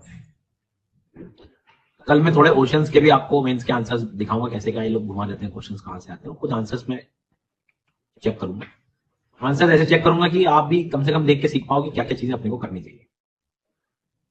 ठीक है, तो अभी 3 दिन और है, मतलब पढ़ाने वाला मैक्सिमम काम मैंने करा दिया आपको।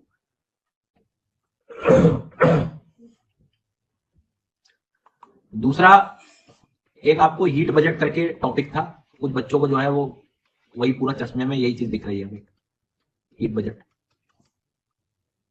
पूरा जो ज्योग्राफी 35 क्लास का है वो एक तरफ और हीट बजट एक तरफ। ये रिवाइज किया पूरा, पूरी 35 क्लास रिवाइज करी आपने, पूरे पीवाईक्यूज लगाए, क्वेश्चन लगाए, नहीं वो नहीं करा, वो नहीं हुआ। जो पढ़ाया वो याद है सारी चीजें, नहीं वो याद नहीं है मेरे को, मुझे ये बताओ। तो इस तरह के प्रोसेस में नहीं जाना है अपने को, समझ आई बात। अब रही बात हीट बजट की, अब तुम बड़े आराम से उसको सेल्फ स्टडी करोगे, रीड करोगे तो समझ आएगा। कैसे? तुम्हें पता है ऑपरेशन क्या होता है, तुम्हें पता है एल्बिडो क्या होता है, तुम्हें पता है कि क्लाउड्स का काम क्या होता है, क्लाउड की सनलाइट को रिफ्लेक्ट बैक। सो बजट क्या होता है? कोई भी चीज का एलोकेशन और उसका यूज कहां हुआ। 100 रुपए थे तो तुमने 100 रुपए खर्च कहां किए, वो एक बजट हो गया, सीधी बात। ऐसे ही हुआ कि सनलाइट से मान लो 100 यूनिट एनर्जी हमारे पास आई, कितनी यूनिट आई? 100 यूनिट। अब सूर्य ने तो 100 यूनिट पृथ्वी की तरफ फेंक दी ना, तो टेक्निकली अगर हमें पूरी पृथ्वी पे बैलेंस चाहिए तो पूरी 100 यूनिट का एग्जैक्ट यूज हो जाना चाहिए।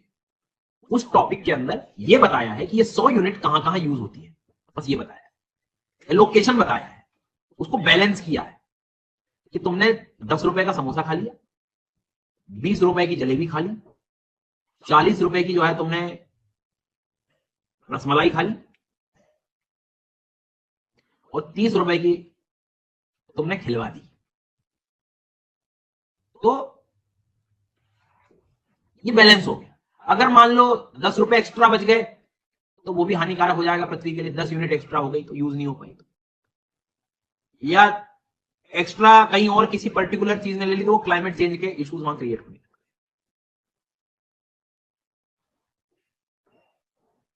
क्लियर हो गई बात समझ में? तो जब तुम इस टॉपिक को इस थॉट से पढ़ोगे कि ये 100 यूनिट कहां कहां यूज हो रही है, लोकेट कहां हो रही है, ये कुछ क्लाउड ने फेंक दी वापस, कुछ डस्ट वगैरह से रिफ्लेक्शन रिफ्रैक्शन में यूज हो गई, कुछ अर्थ ने अंदर ग्रहण कर ली, कुछ एवोपरेशन में यूज हो गई, कुछ ग्रीन हाउस गैस ने ले ली, ये भी तो सब उसी के हीट का ही पार्ट है ना। तो ये सब का ही निकालना ही बजट है, ये है वो टॉपिक एक्चुअली। अब तुम अगर ये रीड नहीं कर पा रहे हो, थोड़ा हासिल नहीं कर पा रहे हो, तो ऐसा सोचना कि मैं ग्रेजुएट क्यों हो गया कि कक्षा 11वीं की किताबें समझ नहीं आ रही मेरे, ऐसा सोचना, दिल पे लेना जरा बात, हो जाएगी ना। थोड़ा बुद्धि लगाना कि मैं ग्रेजुएट काहे हो गया, मतलब मुझसे 11वीं कक्षा की बुक के टॉपिक समझ नहीं आ रहा, उसमें भी जब सर ने पूरे हिंट दे दिया कि टॉपिक क्या है। इस थॉट से पढ़ के तो देखो। और एक तरफ तुम्हें बनना है कलेक्टर। अब यहां मेरा कोई स्वार्थ नहीं, तुम मतलब मैंने साइक्लोन जैसी चीजों को पढ़ाया है, मैंने एयर मास्टर्स पढ़ा है, मैंने सब पढ़ा दिया तुम्हें काम का, वर्ल्ड क्लाइमेट कोपन खा गए हम। 15 मिनट में कुछ नहीं जाता कि मैं तुम्हें हीट बजट, बट मैंने पैटर्न बना के रखा अपने दिमाग में, कुछ चीजें मैं नहीं पढ़ाऊंगा, मैं तुम्हें सक्षम बनाना चाह रहा हूं, नहीं तो तुम पूरे ही वो हो जाओगे, बिल्कुल ही बुद्धि चलाना ही बंद कर दोगे। समझ आ गई मेरी बात? तो जाके थोड़ा सा पढ़ना, नहीं तो फिर तुम कहोगे कि नहीं हम तो पढ़ना है, और तुम फिर आने हम तो फिर वो पढ़ाने क्या पढ़ा दूंगा, मुझे क्या उसमें। बट तुमने अपनी बुद्धि को कब चलाया, फिर ब्लॉकेज क्रिएट हो जाएंगे भाई, वो सही चीज। मेरा थॉट ये था। तो जनरली लास्ट तक बच्चे इस बात को स्वीकार कर लेते हैं कि भैया मैं खुद पढ़ूंगा, सर जी है मेरे पे छोड़िए, है ना। तो आपको भी करना है, जाके पढ़ना है उस टॉपिक। भाई करो तो लड़ो तो, मतलब ऐसे तो ही तो करा देते थोड़ा हो जाता, ये ऐसे दिन भर क्या जीवन भर ही रोते रहना। फिर मैं बता रहा हूं हर चीज के लिए खुद उसका हल निकालने की कोशिश मत करना।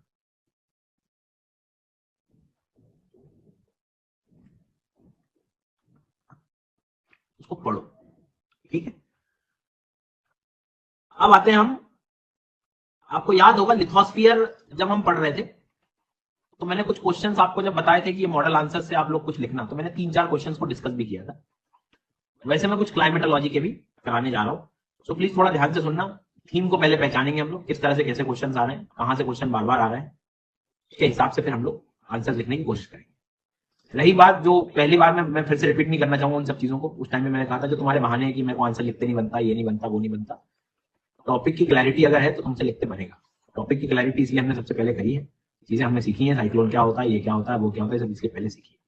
उसके बाद भी अगर मेंटल ब्लॉक बना हुआ है तो आप जो मैंने मॉडल आंसर्स तुम्हें दिए हुए हैं उनसे भी आप हेल्प लेके लिखना शुरू कर सकते हैं। अगर तुम्हारे अंदर बहाने बनाने की क्षमता बनी रहेगी तो तुम कभी लिख भी नहीं पाओगे, छोड़ो तैयारी, है नहीं बस की थी नहीं अपनी। सबसे आसान काम है ब्लेम गेम, तुमने नहीं कराया, जो कराया उससे सब कुछ हो सकता था एक्चुअल में, बट नहीं, तुमने नहीं कराया, तो नहीं कराया तो वो फिर हमेशा ही बना रहेगा। सो अभी भी मैं तुमसे कह रहा हूं कि जो मैं क्लाइमेट के क्वेश्चन डिस्कस कर रहा हूं प्लीज शांति से सुनना, ऑब्जर्व करना, तुम्हें काफी मदद मिलेगी उससे आंसर्स लिखने के लिए। जैसे क्वेश्चन था 2022 का, ये troposphere is a very significant atmospheric layer that determines the weather process how.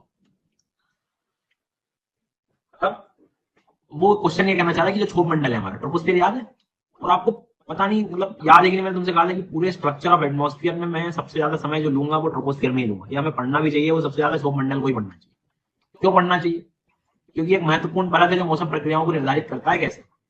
तो हमें मालूम है कि सारी की सारी वेदर फिनोमेना जो है वो यहीं पर हमें देखने को मिलती है ट्रोपोस्फियर के रीजन में। तो वो पूछना चाह रहा है कि भाई सब वेदर फिनोमेना कैसे डिसाइड होता है। तो अगर आप ध्यान देंगे, अगर आप चाहते हैं इसमें बहुत अच्छा आंसर लिखूं, तो आप क्वेश्चन पढ़ के ऑब्जर्व करेंगे कि भाई साहब पूरी क्लाइमेटोलॉजी का गेम ट्रोपोस्फियर ही था। मतलब टेक्निकली अगर मुझे लिखना है तो मैं पूरी क्लाइमेटोलॉजी की समरी लिखूंगा इसमें, चाहे फिर इसमें मुझे कंडक्शन लिखना हो, कन्वेक्शन लिखना हो, एडवेक्शन लिखना हो, टेरेस्ट्रियल रेडिएशन के कनेक्शन लिखना हो, ग्रीन हाउस इफेक्ट लिखना हो, समझ में आई बात, नॉर्मल लेफ्ट रेट के बारे में लिखना हो, क्लाउड के फॉर्मेशन लिखना हो, साइक्लोनिक सिस्टम लिखना हो, विंड सिस्टम, सब यही प्रोसेस। तो इसमें जो हाउ वर्ड हुआ है ना, कंडक्शन, कन्वेक्शन, एडवेक्शन, इन सब चीजों से जो शुरू हो रहा है, प्रेशर डिफरेंस, विंड सिस्टम, सब इसमें लिखना हो। बट चूंकि और अच्छा 15 नंबर, अच्छा खासा 250 वर्ड, मतलब तुम्हारे पास पूरा खुल गया, 2-2.5 पेज लिखो आराम से। अब क्या इस सवाल को मैं पहले दिन करा देता स्ट्रक्चर ऑफ एटमॉस्फेयर को कराते?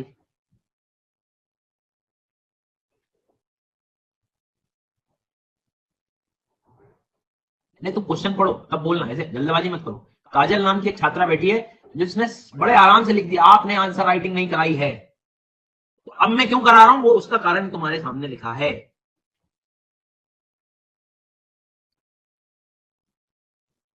तुमने लिखा ना, तो तुम इसमें पहले दिन साइक्लोन नहीं लिख पाती, तुम एयर मास के फॉर्मेशन नहीं लिख पाती, तुम अपर ट्रोपोस्फियर रीजन में जेट स्ट्रीम के बारे में कभी नहीं लिख पाते।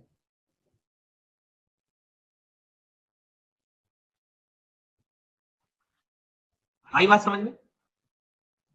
और एक अंजलि नाम की छात्रा जो कह रही डायग्राम समझाओ, नहीं आएगा डायग्राम समझ में, मेरे समझाने से भी तुमको नहीं आएगा। क्यों? क्योंकि मैं तुमको जब समझा रहा था कि उस टॉपिक को कैसे स्टडी करें, तब तुम्हारा कॉपी पेस्ट चल रहा। तो बेटा पहले टॉपिक पढ़ो, और कैसे पढ़ना वो अभी बताया मैंने जब तुम कॉपी पेस्ट कर रही थी। तो तुम पहले टॉपिक पढ़ोगी, उसके बाद डायग्राम समझ आएगा, डायरेक्ट डायग्राम नहीं आएगा समझ में, पहले रीड करना पड़ेगा उसको। और जब कैसे रीड करना है, कैसे समझना है, बजट क्या होता है, 100 यूनिट को कहां कहां एलोकेट करना है, वो मैं जब बता रहा था तब तुम कॉपी पेस्ट में लगी हुई थी।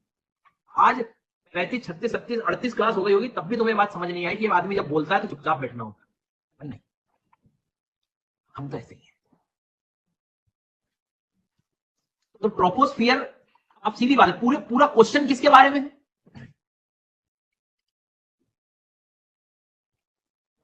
ट्रोपोस्फियर। तो इंट्रोडक्शन में तुम क्लाइमेटोलॉजी वर्ड यूज करके लिखोगे क्या? नहीं, इंट्रोडक्शन में तुम पहले ट्रोपोस्फियर के बारे में लिखोगे।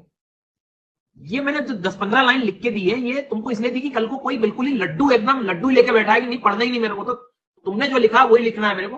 तो तुम 8 लाइन ये पढ़ोगे तब जाके तुमसे 2 लाइन लिखते बनेगी, इसलिए मैंने जानबूझ के बड़ा लिखा है। तो प्लीज पूरा का पूरा ही मत उतार देना। इसकी समराइज्ड पैटर्न लिखिए कि it is a lower most layer of the earth atmosphere, जो पोलर इक्वेटर के यहाँ पर रहती है, जिसमें बहुत अलग अलग फिनोमेना में देखने को मिलता है। 2 लाइन में खत्म करना है इंट्रोडक्शन। अब हमने मेन हेडिंग जो होगी हमारी ट्रोपोस्फियर एंड वेदर प्रोसेस।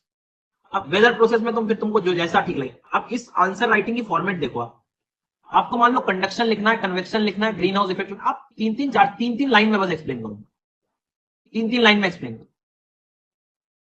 तो यहाँ पे मैंने छोटे छोटे पॉइंट्स बनाए, हर पॉइंट में एक नई चीज तुम्हें मिलनी चाहिए।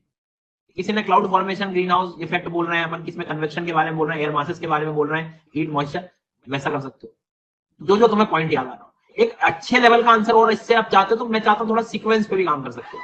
पहले आप कंडक्शन कन्वेक्शन के बारे में लिख दो, एडवेक्शन के बारे में लिख दो, हीटिंग के बारे में लिख दो, फिर रेनफॉल पे आओ, फिर साइक्लोन पे आओ, ऐसा आप लोग कर सकते हो।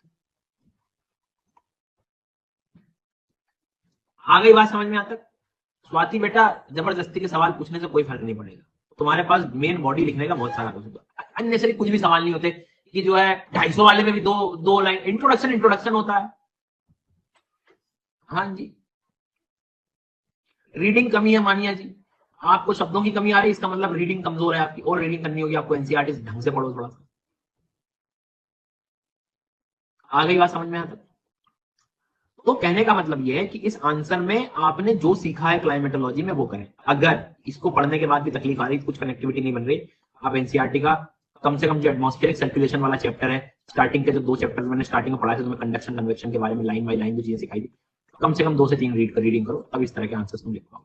और बिलीव मी, एक बार अगर तुमने ज्योग्राफी के पीवाईक्यूज अच्छे से सॉल्व कर लिए, तुम्हारा 70% मेंस साफ हो जाएगा ज्योग्राफी इन्वायरमेंट में। 70% थीम रिपीट हो जाती है, 70%। तुम्हारा सबसे पहला काम है आंसर राइटिंग में, ज्योग्राफी के केस में तुम पीवाईक्यूज पे काम करो।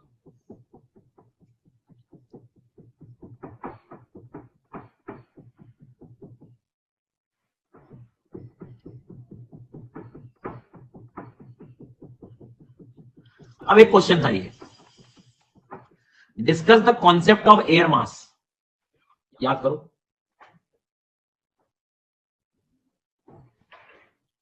तो ये जो discuss the concept of air mass and explain its role in macro climate changes. पहले तो वायु राशि क्या होती है याद करो, फिर तुमको मैंने बताया what are the conditions for the formation of air masses, याद आ रहा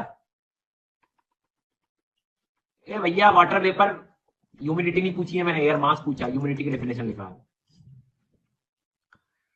एक large volume of air, homogeneity वाली जो कहानी थी, which can extend thousands of kilometre. हाँ, सोर्स रीजन चाहिए रहता है जिसके पास, जिसके लिए हमें हाई प्रेशर चाहिए होता है, लो लेवल का डाइवर्जेंस चाहिए होता है। तो एयर मास क्या होते हैं, उसकी कंडीशंस क्या होती है, कहां कहां पर बनते हैं, कितने प्रकार के हो सकते हैं, ये सारी चीजें। अब एयर मास के बाद तुम पूरी क्लासेस को याद करो कि एयर मास से क्या हुआ था। तुम्हें याद है एयर मासेस जब एक प्लेस से दूसरे प्लेस पे जाते हैं तो वो स्टेबल अनस्टेबल हो सकते हैं। अगर एयर मास की लोअर लेयर ग्राउंड की लेवल, लोअर मतलब लेयर से दोनों में टेम्परेचर डिफरेंस है तो कुछ ना कुछ चीजें होंगी। लेट्स अज्यूम कि नीचे की ज्यादा गर्म है, तो कन्वेक्शनली राइज कर जाएगा। अगर ये ज्यादा कोल्ड है नीचे की लेयर तो वो उतना स्टेबल हो जाएगा। ये हो गई कहानी। अगर एयर मासेस कन्वर्ज हो गए तो फ्रंटल रेनफॉल आ जाएगा, टेम्परेट साइक्लोन आ जाएगा। याद है, टेम्परेट साइक्लोन बनेंगे, फ्रंटोजेनेसिस बनेगा, वार्म फ्रंट कोल्ड फ्रंट बनेगा, कौन कौन से क्लाउड्स बनेंगे। अब एक नेक्स्ट लेवल का बच्चा क्या करेगा इसमें explanation, Mediterranean type of climate, British type of climate, Laurentian type of climate, इन सभी क्लाइमेट्स में से किसके इफेक्ट थे, इन सब में आपको टेम्परेट साइक्लोन पहुंच रहे। याद करो, ब्रिटिश वेस्टर्न इवेंट्स जो जाती हैं वो क्या लेके गई, तो लेके जा रही है, इनको नहीं बताऊंगा मैं। और अगर तुम एंड में या कहीं भी मेन बॉडी में वेस्टर्न डिस्टर्बेंस के बारे में मेंशन नहीं कर रहे हो, इंडिया की नॉर्थ वाली रेनफॉल के बारे में मेंशन नहीं कर रहे हो, तो तुम्हें नंबर नहीं मिलेगा। ये क्वेश्चन दिया ही है उस चीज के लिए। तुम खुद सोचो ना कि भारत में नॉर्थ में जो वेस्टर्न डिस्टर्बेंस आते हैं वो फ्रंट से ही आते हैं, मावट की वर्षा, टेम्परेट साइक्लोन से आते हैं। जेट स्ट्रीम जो लेके आती है वो बना है किससे, इससे तो बना है।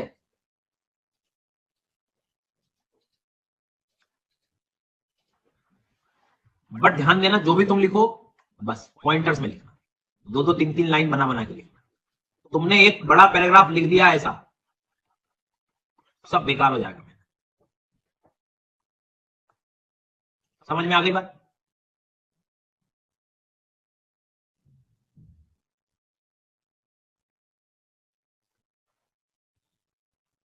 अब मान लो कंक्लूजन लिखना है, एसओ का कंक्लूजन कैसे लिखेंगे? तो देखो, एयर मास से तुम देख रहे हो कि साइक्लोनिक सिस्टम या दुनिया के वर्ल्ड के क्लाइमेट जो है वो डिसाइड हो रहे हैं। इट मींस दैट कि इसको तुम जिस एंगल में ले जाना चाहते हो, मतलब क्या कि क्लाइमेट चेंज हो रहा है आज के टाइम पे, प्रेजेंट टाइम में, तो इनकी पैटर्न्स चेंज हो रहे हैं। ये क्लाइमेटिक कंडीशन चेंज होगी तो लोकल लेवल पे वहां के जो, अब जैसे मैं आपको इंडिया का एग्जांपल दूं, तो ये बारिश नॉर्थ इंडिया में राबी क्रॉप्स के लिए अच्छी भी होती है। बट कई बार क्लाइमेट चेंज में एयर मास के फॉर्मेशन बदलते हैं, इनका टाइम पीरियड चेंज होता है, तो गलत टाइम पे जब आएगी तो ये उतना नुकसान भी पहुंचा सकती है। समझ में आई ना बात? तो कई बार इनसे बने हुए क्लाइमेटिक चेंजेस से वहां की इकोनॉमी भी डिसाइड होती है। तो आज के प्रेजेंट टाइम में मतलब आप, मुझे अभी भी याद है लास्ट ईयर जनरली हम क्या करते थे पढ़ाते समय, हम ये कहते थे कि विंटर सीजन में वेस्टर्न डिस्टर्बेंसेस आते हैं इंडिया में। आपको जान के हैरानी होगी कि लास्ट ईयर 2 साल ऐसा हुआ कि मार्च अप्रैल तक वेस्टर्न डिस्टर्बेंस दिखे, मार्च अप्रैल तक वेस्टर्न डिस्टर्बेंसेस दिखे। तो इसमें तो लोग ट्रॉपिक पैटर्न डिस्टर्ब हो रहे हैं, मतलब काफी, पता नहीं किसी को याद है तो स्नोफॉल लास्ट ईयर काफी लेट तक हुआ, लेट शुरू ही हुआ था पिछली बार की कहानी अगर मैं कुछ यूट्यूब पे वीडियोस वगैरह में मैंने बनाए थे इस चीज को लेकर। तो इस तरह का कुछ कंक्लूसिव स्टेटमेंट आप लोग दे सकते हो, पर जरूरी नहीं कि सब में कंक्लूजन की जरूरत पड़े, इसमें आपका काम हो जाएगा मेन। तो ज्योग्राफी की खास बात है कि थोड़ा बॉडी ज्यादा बड़ी होनी चाहिए स्टैटिक पोर्शन में। बड़े स्तर पर अब ये देखो, ट्रॉपिकल साइक्लोन्स ज्यादातर साउथ चाइना सागर में दिखते हैं, बंगाल की खाड़ी में दिखते हैं, गल्फ ऑफ मेक्सिको में दिखते हैं। क्यों?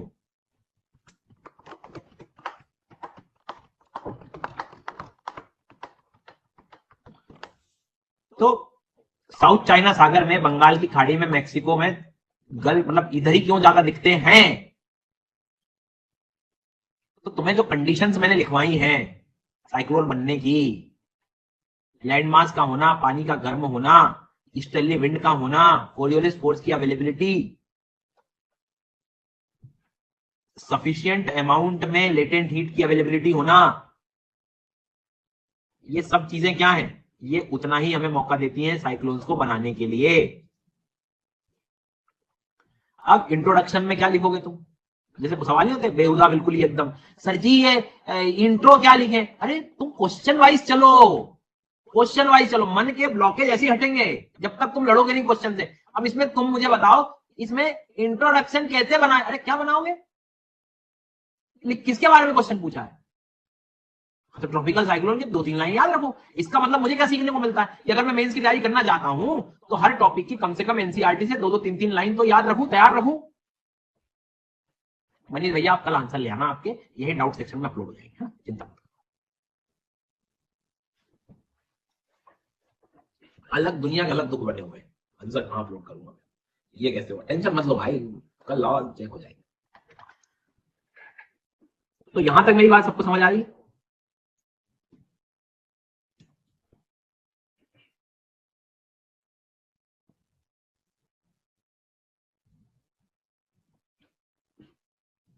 तो ट्रॉपिकल साइक्लोन भाई जो तुम्हें आता है, जो अपने मन से तुम लिख सकते हो कि भाई लो प्रेशर सिस्टम में ये है वो है, बस बेसिक बात।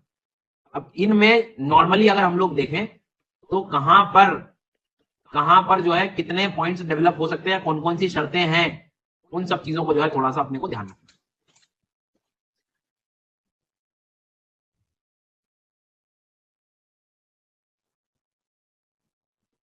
तो कम से कम मेरे मेन बॉडी में 6 से 7 पॉइंट तो दिखने चाहिए।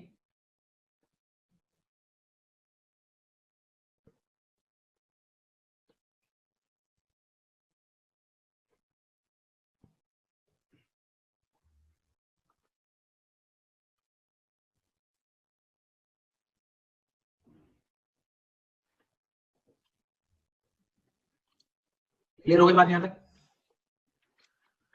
अब मैं आंसर कैसे लिखना है, बॉडी कैसे बनानी है, इंट्रोडक्शन पे बातें हो रही हैं, सब चीजें चल रही हैं।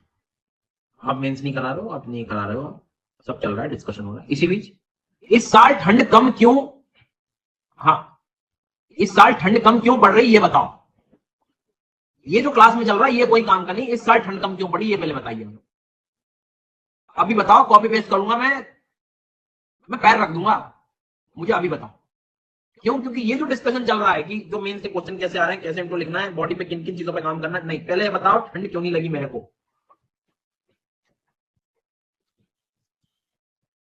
अरे तो भाई जानना है मुझे, समझ में कि इतनी क्यूरियोसिटी बाहर ही निकल के आ रही है आपकी, मुझे सम्मान करता हूँ आपकी इस क्यूरियोसिटी का, लेकिन थोड़ा तो रुको, मतलब मैं कुछ पढ़ा रहा हूँ तो मतलब थोड़ा तो रुको, जरा शांति तो बनाए रखो जीवन में।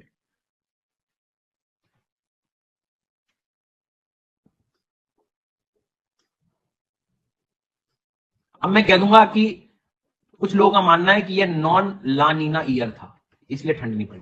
अब पढ़ना जाके, जाओ इंडियन ज्योग्राफी पढ़ो और ये सब चीज। अब ये कारण है इसका। वेस्टर्न डिस्टर्बेंसेस जो आने चाहिए थे उस लेवल के नहीं आ पाए अभी तक, उतने स्तर पे हमें दिखे ही नहीं। ये रीजन है सर।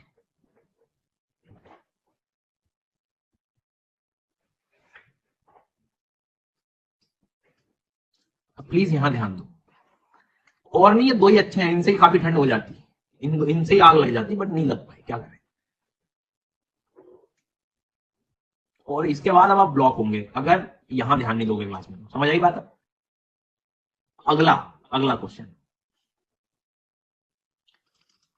इसको बताओ, ये क्या है? What do you understand by the phenomena of temperature inversion in meteorology? How does it affect the weather and inhabitants of the place, in the habitants of the place? करो जरा। हाँ,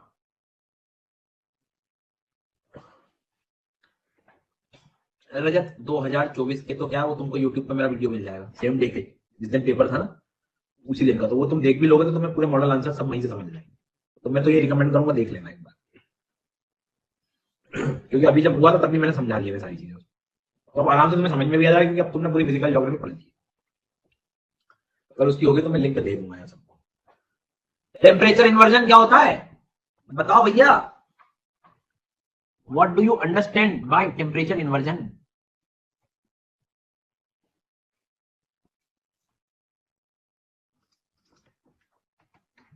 मौसम विज्ञान में तापमान व्युत्क्रम की घटना से आप क्या समझते हैं? कुछ नहीं, उस स्थान के मौसम में और निवासियों को कैसे प्रभावित करता है।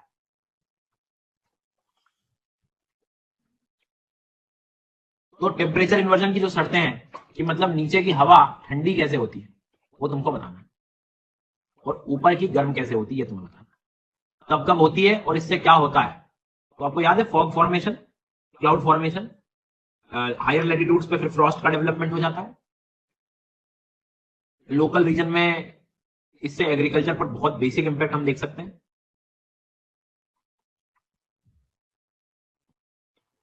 विजिबिलिटी पे फर्क पड़ जाता है।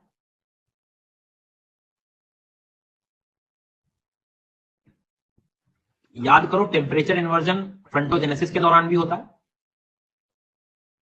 उस समय थंडरस्टॉर्म्स भी आ सकते हैं अगर क्यूमुलोनिम्बस वगैरह क्लाउड्स बन रहे हैं तो।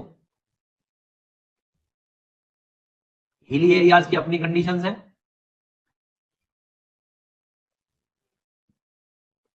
तो चाहे एग्रीकल्चर इंडस्ट्री की बात करो जिसमें वीट, बार्ले, मस्टर्ड, वेजिटेबल, इन पे सीधा प्रभाव पड़ता है, लो विजिबिलिटी के कारण इस पे सीधा प्रभाव पड़ता है। और अगर फॉग में स्मोक मिल गया तो फोटोकेमिकल जो स्मॉग क्रिएट होता है वो हानिकारक होता है हेल्थ के लिए। लोकल रीजन में इसमें आप एग्जांपल जरूर दें, दिल्ली का एग्जांपल दें तो चाहे अलग जो मेट्रो सिटीज हैं उनका जरूर एग्जांपल दें।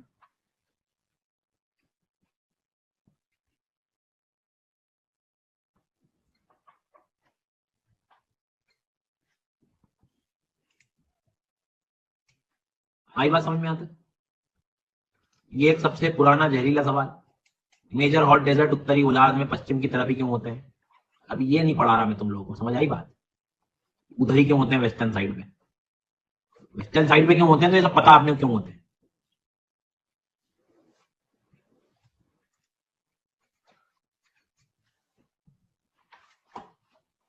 हाँ, easterly wind, high pressure, ocean currents, anti cyclonic conditions. Ocean current भी कोल्ड है, ओशन करंट्स कुछ तो रेन शेडो वाले भी हैं। अटकामा में एंडीज का रेन शेडो इफेक्ट भी दिखता है। ऑफशोर ऑनशोर वाले वर्ड याद आ रहे होंगे आपको, वो है इसमें। ये सारे मॉडल आंसर्स जो आपने ड्राइव लिंक मैंने दी थी ना 20th नंबर की क्लास में, उसमें दोनों है, हिंदी के भी है इंग्लिश के भी मिल जाएंगे। प्लीज वहां से कंसिडर आप लोग कर सकते हो, बट जो लिखा है एज इट इज मत लिखना, थोड़ी मेहनत खुद भी कर लेना। डायग्राम ऑफकोर्स वर्ल्ड के बनाइए आप, वर्ल्ड मैप बनेगा इसमें। और मैं फिर कह रहा हूं दुनिया भर के इधर उधर दुनियादारी के क्वेश्चन सॉल्व करके कोई फायदा नहीं। सबसे पहले पीवाईक्यू एटलीस्ट 2-2 बार सॉल्व होने चाहिए सबके। एक बार तो तुम कंटेंट लिख के सजाने में समय लगाओगे, एक आंसर में 40-45 मिनट लोगे। सेम आंसर को दोबारा जब लिखोगे आप तब तुम मानना की प्रैक्टिस हुई है मेरी। पहली बार तो तुम्हें समय लगेगा, रीडिंग करना है तुम्हें कम से कम 40-40 मिनट लग जाएंगे एक एक आंसर लिखने में, बता रहा हूँ ना तुम्हें। दूसरी तीसरी बार में टाइम पे बात करेंगे। पहले तो तुम्हें आंसर जो है आराम आराम से लिखना है, 40 मिनट लो भले तुम्हें आंसर लिखो, बट लिखो कंटेंट, सारी चीजें अच्छे से जमा जमा के सब लिख दो, कोई प्रॉब्लम। पर 70% तुम्हारा पूरा पहले तो पूरे पीवाईक्यू सॉल्व होने चाहिए अच्छे से। तो देखो हमने ट्रॉपिकल साइक्लोन का देखा, क्वेश्चन आता ही है, टेम्परेचर इन्वर्जन का आता है, एयर मासेस से आ रहा है ना। उसके बाद में हमने देखा कि कैसे ट्रोपोस्फियर को एक उन्होंने प्रॉपर एक क्वेश्चन उन्होंने वहां से उठा के पूछ लिया। कुछ क्वेश्चन डिजास्टर मैनेजमेंट को मिक्स करते हुए आ जाते हैं, क्लाउड बस्ट को डिजास्टर से कर लेते हैं, तो कुछ चीजें तुम्हें डिजास्टर मैनेजमेंट के बाद भी समझ आ जाएंगी। कल मैं ओशन से कुछ क्वेश्चंस दिखाऊंगा, हीट आइलैंड के बारे में कल हम डिस्कस करेंगे, उसके रिलेटेड एक क्वेश्चन था, तो 3-4 कुछ क्वेश्चन ऐसे मैं पिछले अगले उसमें भी बताऊंगा। पर आपने एक चीज देखी कि स्टैटिक पोर्शन ज्योग्राफी के जो क्वेश्चंस हैं वो तुमसे तभी सॉल्व होंगे जब तुम्हारे कॉन्सेप्ट क्लियर है, तो तुम रीड कर पाओगे, तो तुम्हें समझ में आएगा जीवन में चल क्या रहा है।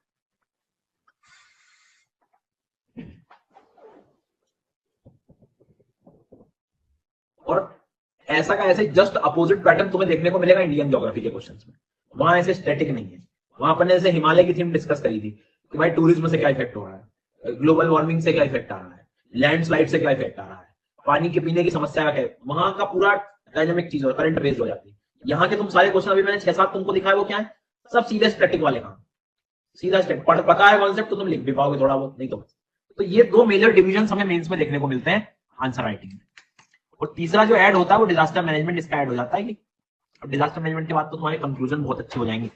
हर ज्योग्राफी के स्टैटिक पोर्शन में तुम कम से कम डिजास्टर मैनेजमेंट का भी पॉइंट लिख दोगे तो काम हो जाएगा। भाई साइक्लोन है, तो साइक्लोन के क्वेश्चन में सबसे अच्छा कंक्लूजन यही हो सकता है ना कि ये साइक्लोन डिजास्टर बन के आते हैं, तो उसका मैनेजमेंट करना ही हमारी सबसे पहली जिम्मेदारी होगी। प्रॉपर्टी, ह्यूमन बायोडाइवर्सिटी लॉस, वही हमें रोकना है। तो आंसर राइटिंग एक over the period of time वाली एक प्रोसेस है, धीरे धीरे चीजें होंगी। तुम सोचो कि बैठ गया, धड़ से क्वेश्चन आ गया, धड़ से आंसर लिख दिया, धड़ से सीख लिया मैंने, धड़ से सबने करा दिया। अगर ये लालच तुम्हें कहीं मिल रहा है तो तुम फिर कहीं गलत दिशा में। ठीक है, तो मैं अभी आपको लिंक दे रहा हूँ, प्लीज आप उसमें आप अपना फॉर्म में अपने डाउट वगैरह जो भी हो प्लीज डाउट डाल दीजिएगा, कोई दिक्कत नहीं, डाउट प्रॉपर लिखना। कोई क्वेश्चन नहीं बन रहा हो तो उसमें कोई पर्टिकुलर कॉन्सेप्ट दिक्कत आ रही होगी तुम्हें, उस कॉन्सेप्ट को भी तुम लिख दोगे तो हम लोग डिस्कस करेंगे, ऐसा कोई इशू नहीं। ठीक है,